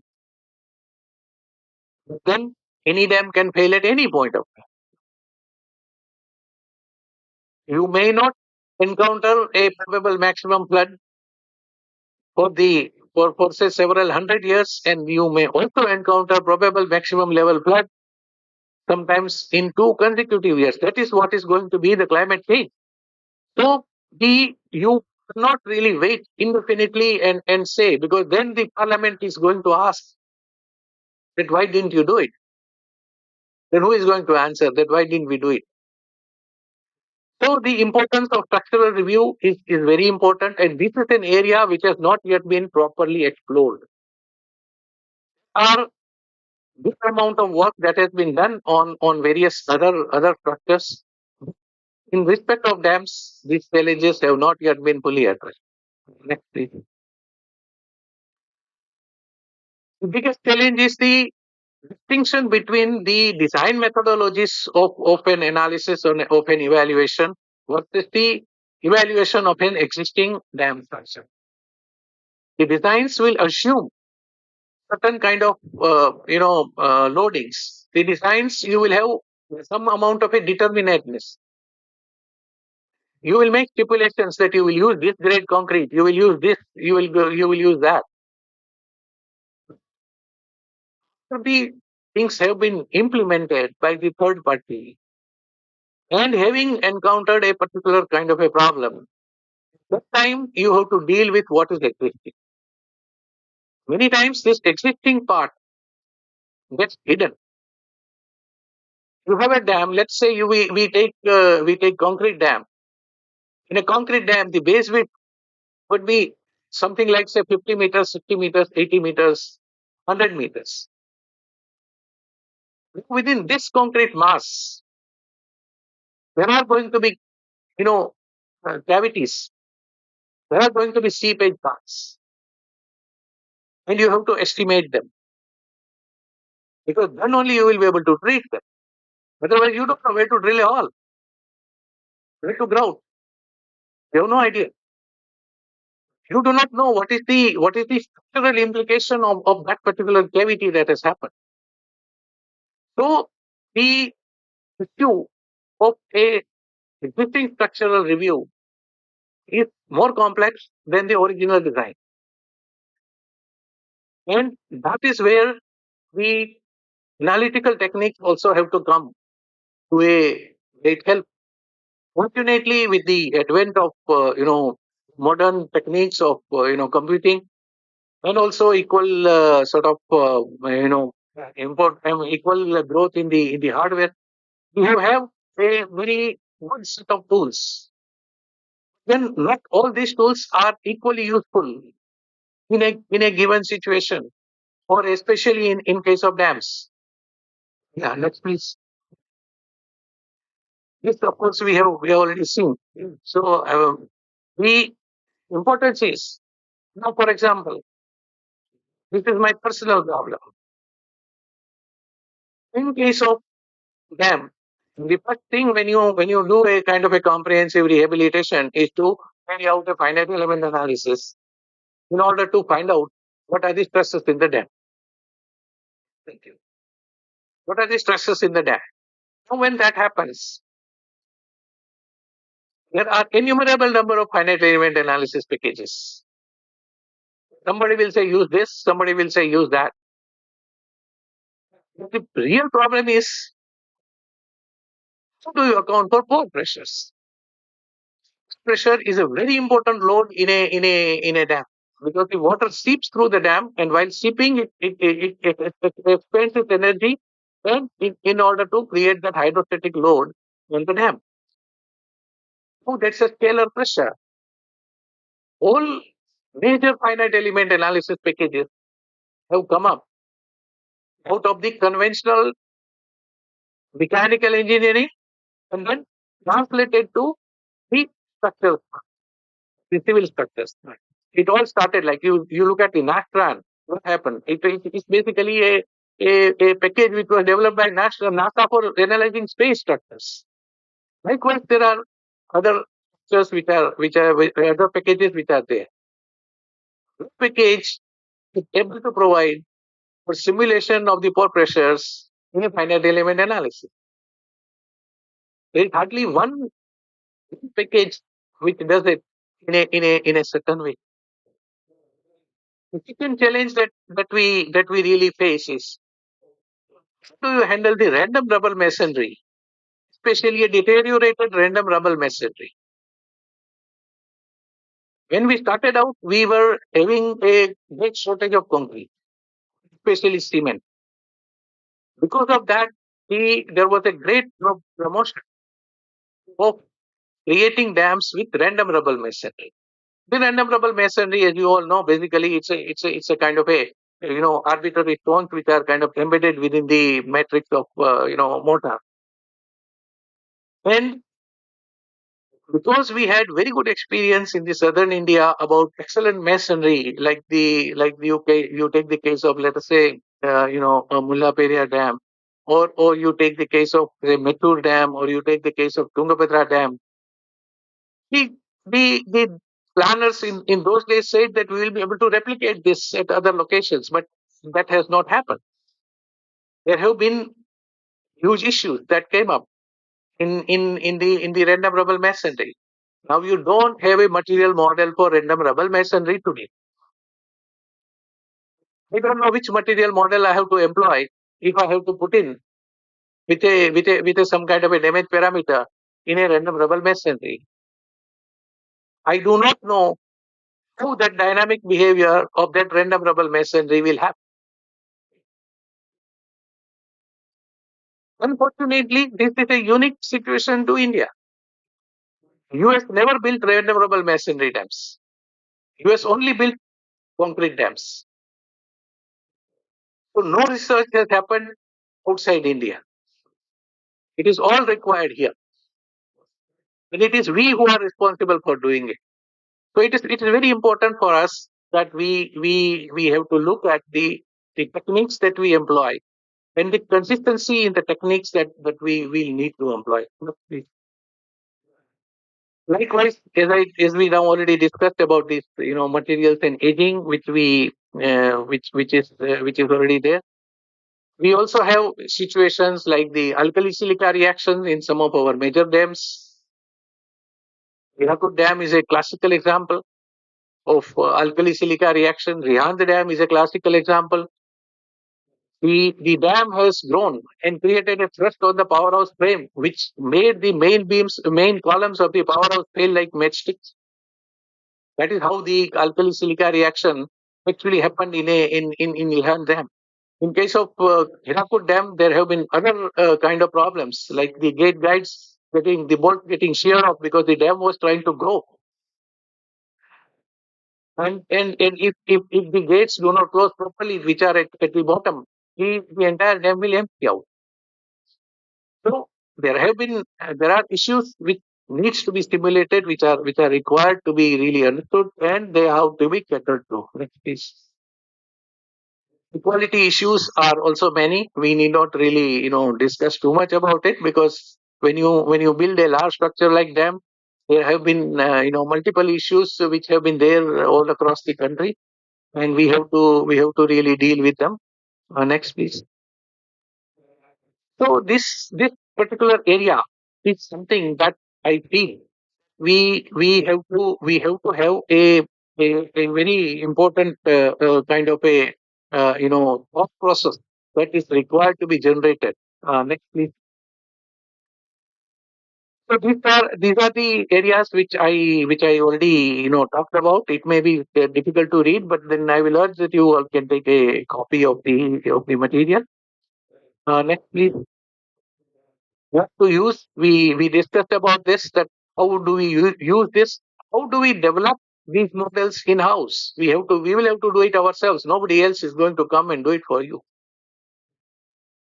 because nobody else has any need. Next, please. So in general, what I feel is that we are posing a challenge, and the institutions at the research level, the institutions at the practicing level will have to support the work in the research at the institutions level, and we will have to come up with the solutions which are possible that we can then employ them for the future generations. We are gradually losing the expertise in the dam engineering because of the fact that the dams are fewer and fewer dams are being built, and because of that, the issues of understanding the behavior of the dam and also understanding the rehabilitation needs of the dam will also face challenges. So it's high time that the institutions like the CRC come up with these kind of areas and find the solutions and at least produce the guidelines and produce the best practices so that those can be followed in future. The challenges are many, but then we will not be able to ignore these challenges. And if we ignore it, it will be only at our own planet. So at the end, I thank you very much for listening very patiently to me, and I'm very much grateful to the SCRC and also Dr. Anand Valli for having given me the opportunity to share this few thoughts with you. And I hope that these areas will be attended to by our respected research institutions in a more and more systematic manner. Thank you very much.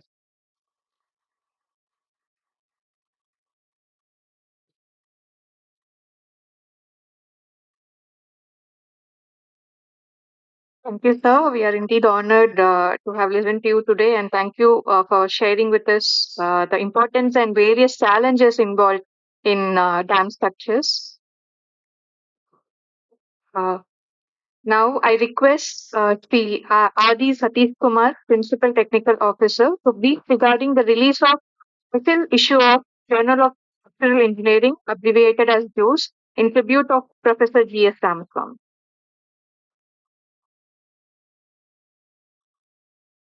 அனைவருக்கும் வணக்கம். Sir தகவலர் என்பது அவரவர் எச்சத்தார் காணப்படும். That is, worthiness or unworthiness may be known by the existence or impressions he leaves behind. One such impression of Professor G.S.R. is the Journal of Structural Engineering.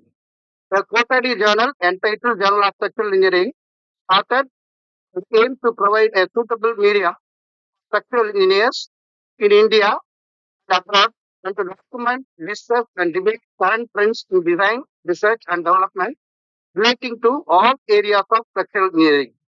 The first publication came up in April 1973. It has completed publishing 49 volumes so far, with 232 issues and 7,823 papers so far. Professor G.S. Ramaswamy was the first editor of the journal. During his birth centenary year, we are into 50th successful publication. This occasion, a special issue in tribute to Professor G.S. Ramaswamy is being published. I request the chief guest to read the special issue.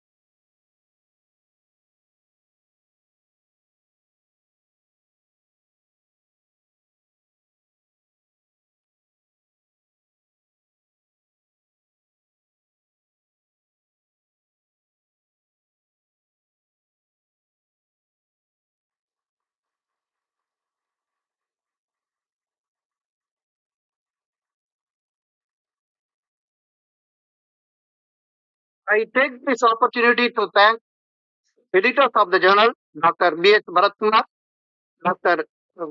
Sri Sasma, Dr. M.B. Anu, and Dr. Ramchandramurthy.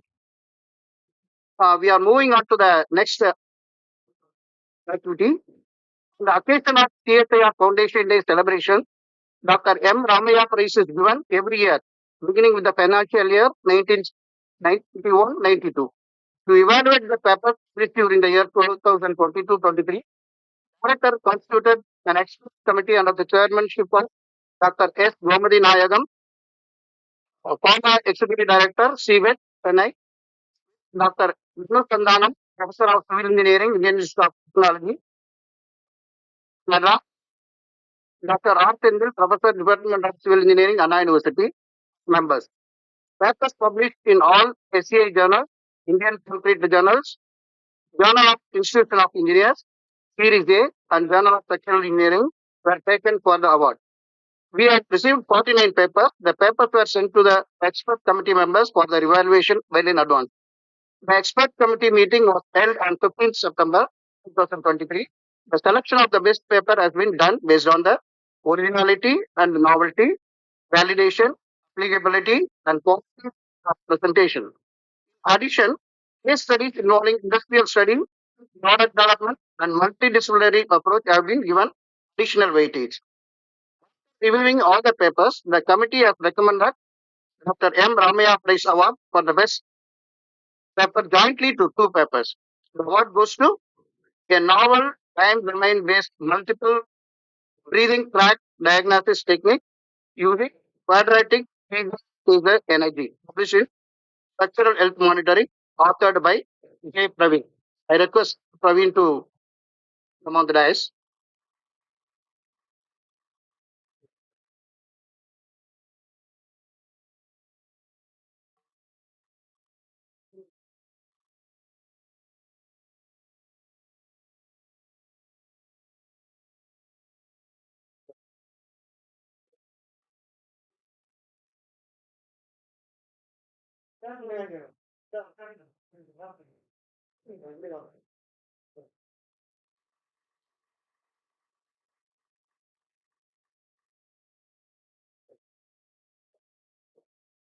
The award also goes to energy based damage diagnosis under changing environmental temperature for online SHM, published in International Journal of Structural Stability and Dynamics, authored by Dr. K. Lakshmi. I invite Dr. Lakshmi to review the certificate.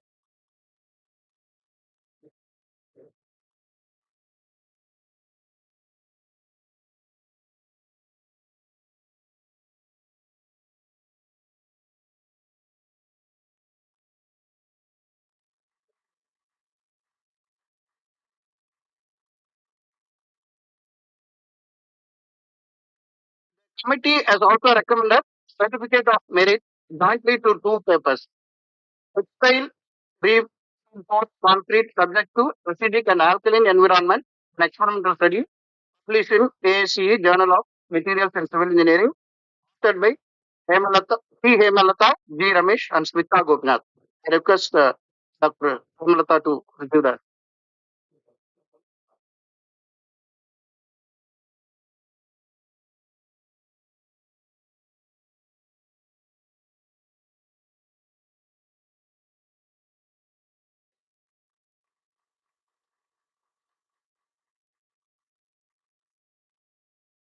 Certificate of merit also goes to mechanical impedance based embedable smart composite condition state monitoring, published in Sensors and Actuators TF Physical, authored by uh, Rao, RK, and Sabdasti Susma. I invite Dr. Susma to receive the certificate.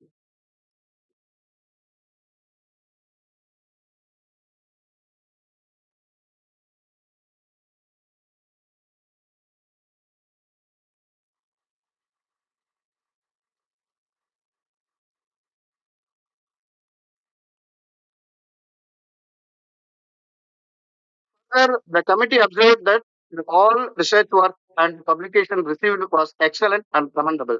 I thank our director and chief guest for giving away the Dr. M. Ramaya Prize to the scientist. We thank the expert committee members for sparing their valuable time in reviewing the papers. Thank you very much.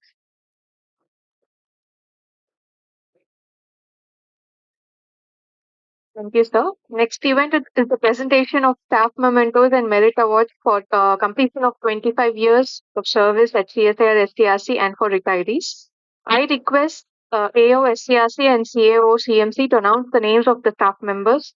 And I also request our director, madam, to present the mementos and merit awards to us.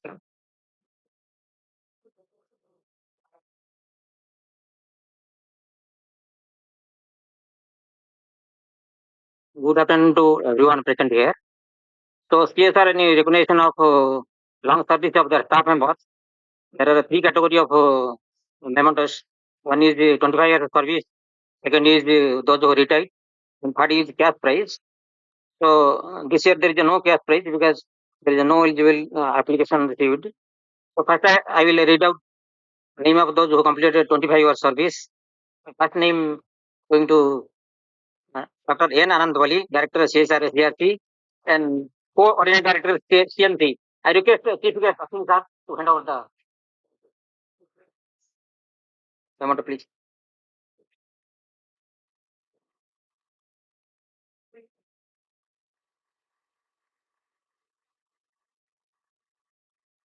Next name comes to Dr. M.B. Anup, Chief Scientist, 25 years completion of service.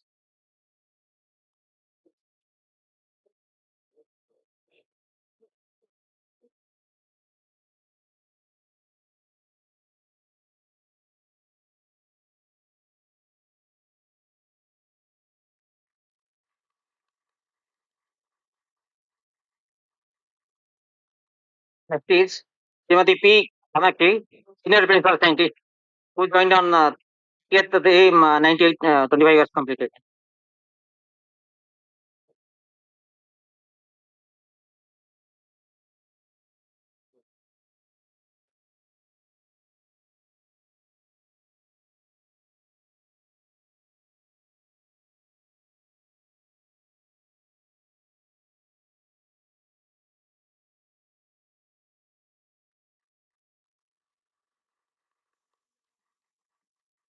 Next is Dr. A.S. Vaisuran, Senior Principal Scientist, who joined the Council Service on 29/4/98.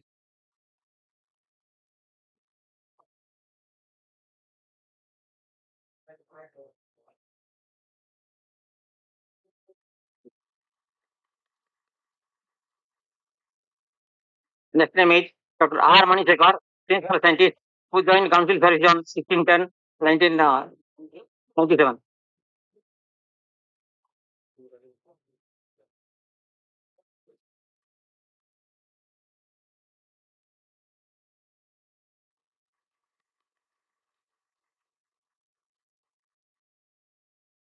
Next is Srimati M. Vijayalakshmi, Senior Stenographer, who joined Council Service on 3/8/98.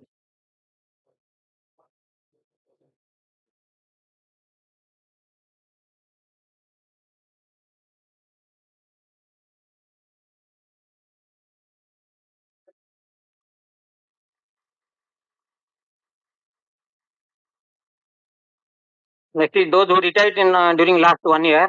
First name is A. Srinivasulu, who is not available, not present here. We understand that. Next is Mr.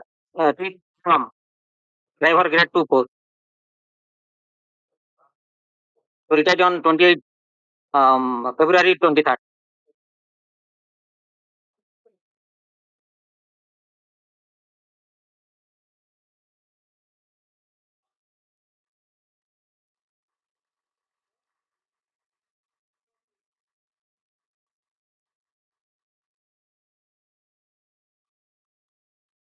Next is Sri K. Elumalai, Senior Technician 3, who retired on 31st March 2023.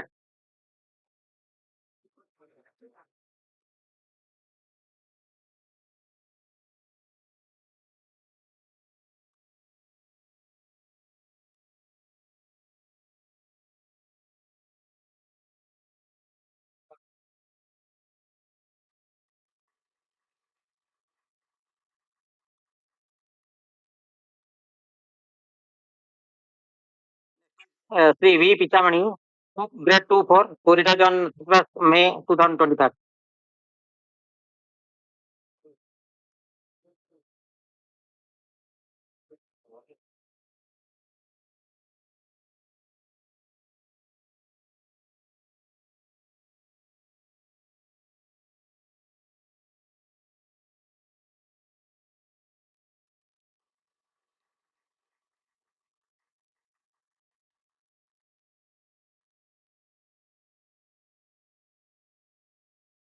Next is Srimati S. Lata Balasundar, Senior Technician 3, who retired on 31st May 2023.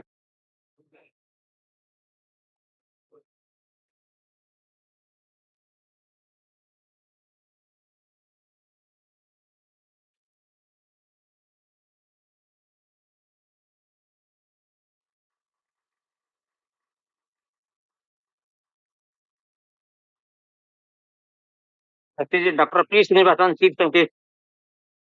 I think she is not present here. We understand that he retired on 30th June 2023. Next is C. M. Venkatesan, Principal Technical Officer, retired on 30th June 2023.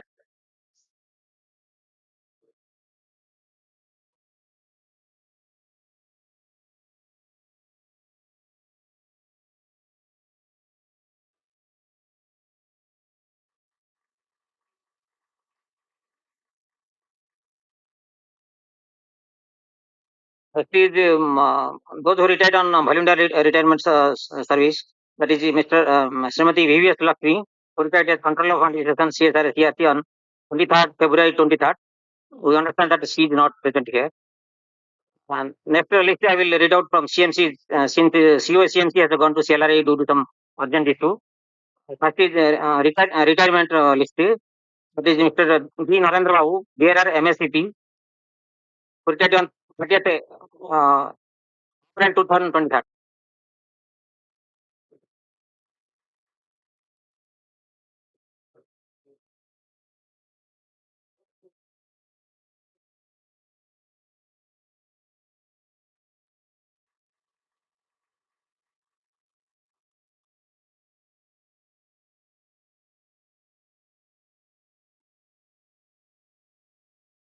Now those who completed 25 years service that I will read out. First name is Sri V. Natarajan, Executive Engineer, Electrical, who completed joined council service on 30th 10 1997.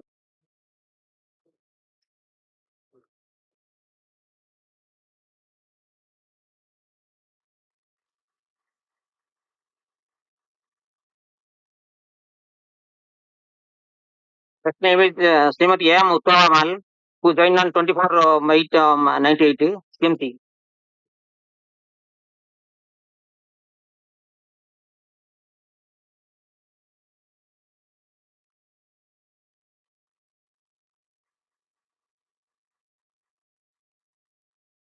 Next is Sri A. Robert Cham, Senior Principal Scientist, who joined on council service on 30th 3 98.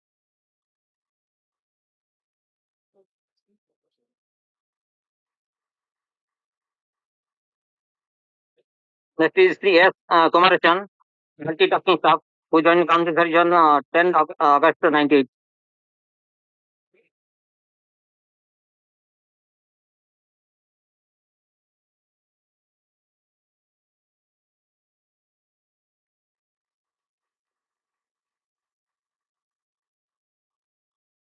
Next is Sri B. Kumarwal, Senior Technician 2, who joined council service on 21st October 97.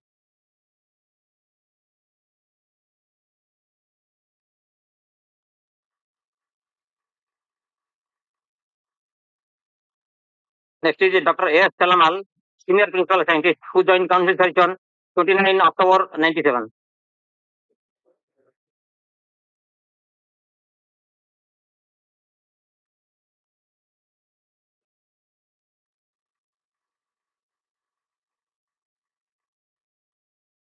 So this year we have not received any application regarding this student cap prize lump sum award. Those things we have not received any application. Thank you all.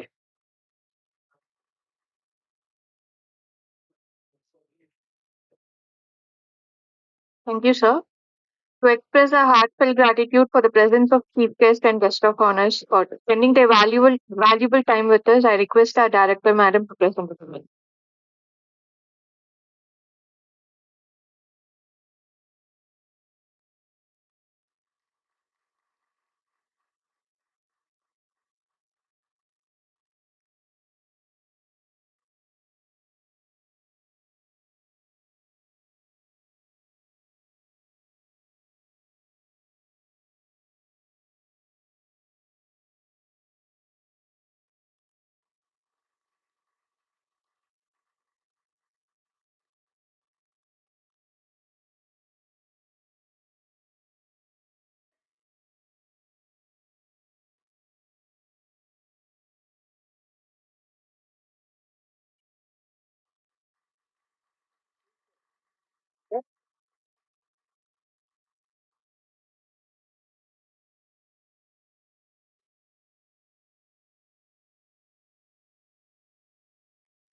you, ma'am.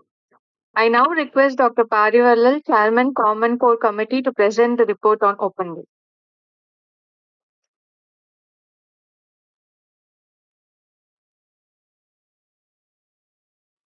Secretaries on the dais and off the dais. Good afternoon to everyone. The Council of Scientific and Industrial Research (CSIR) Foundation Day was celebrated with great enthusiasm on 26 September 2023 at CSIR campus in Taramani, Chennai. I am happy to present the report on the Foundation Day celebrations.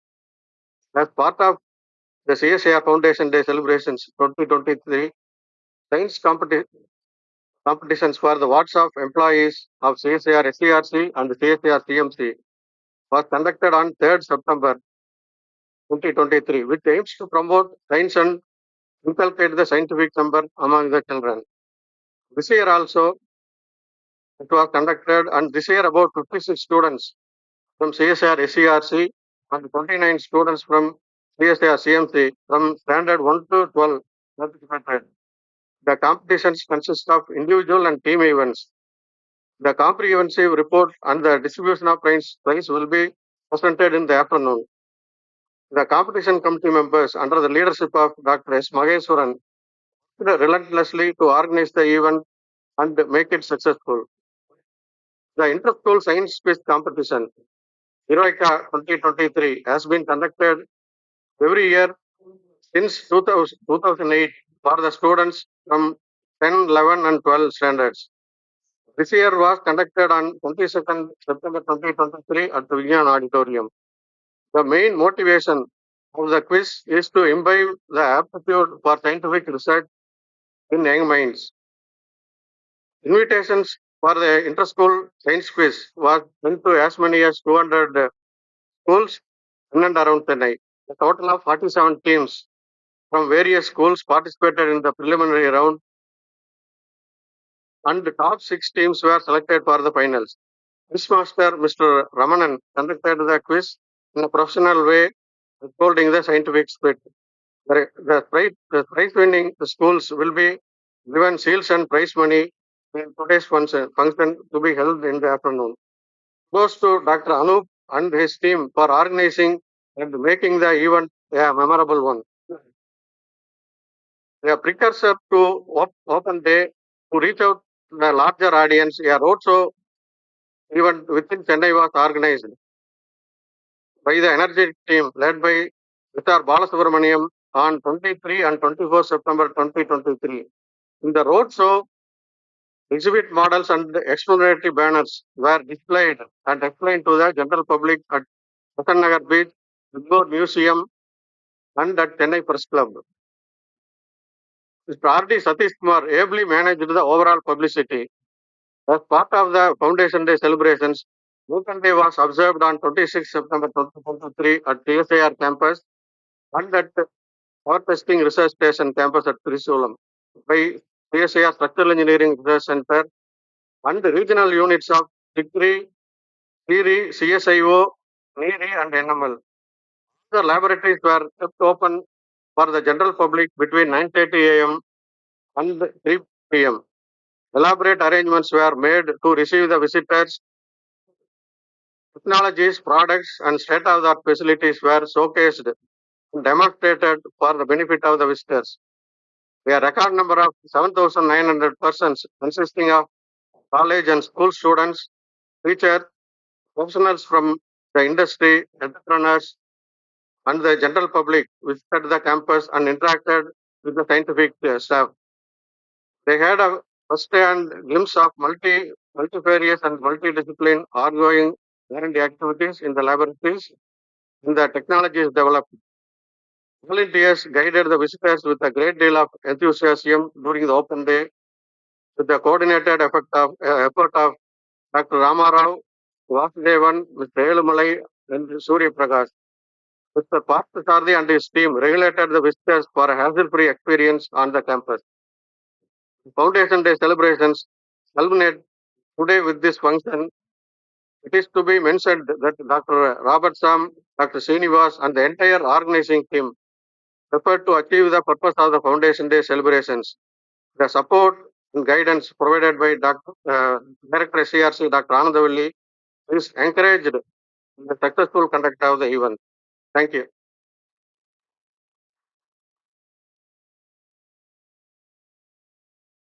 Thank you, sir. I now request Dr. Robert Sam, Chairman, Open Day Committee, CMC, to deliver the oath of thanks.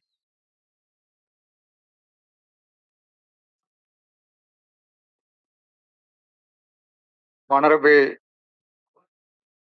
Chief Guest, Sri Ashwin Pandya, Secretary General ICID, and ex-CWC Chairman, International Commission on Irrigation and Drainage, New Delhi.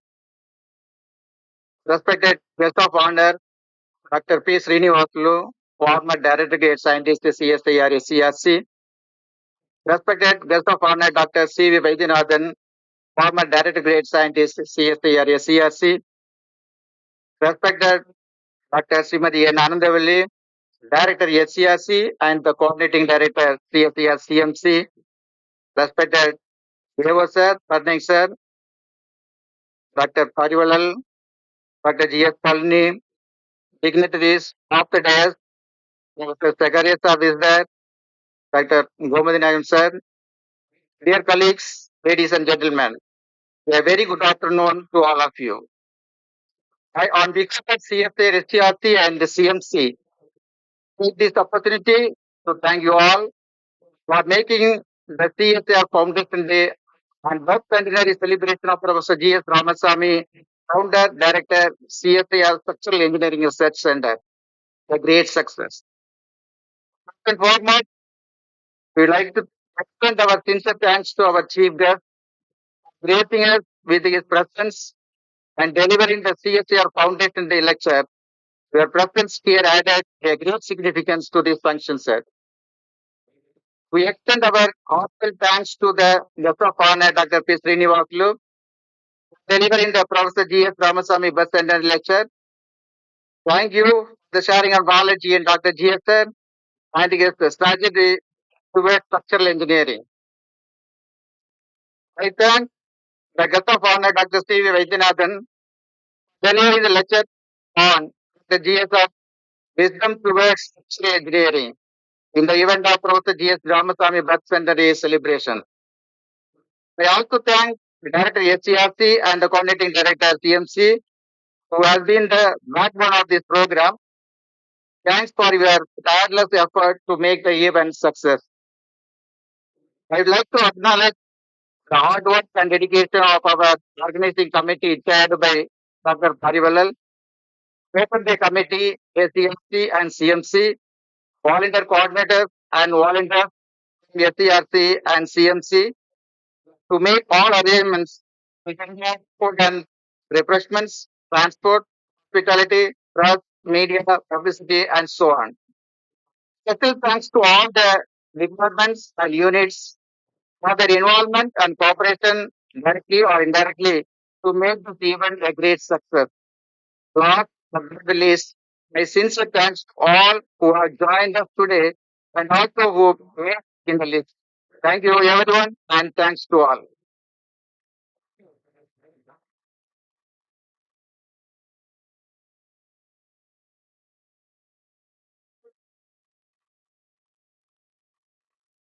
I now invite Dr. Zachariah George on the stage, and I request Madam to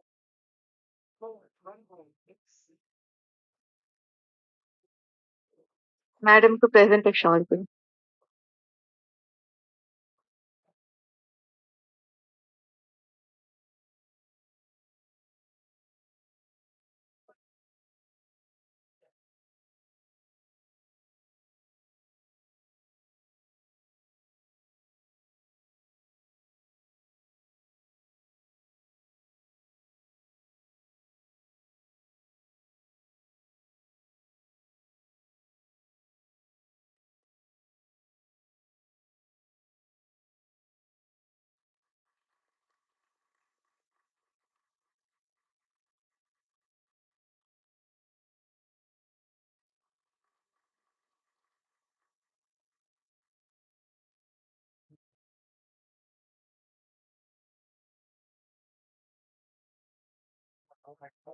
Thank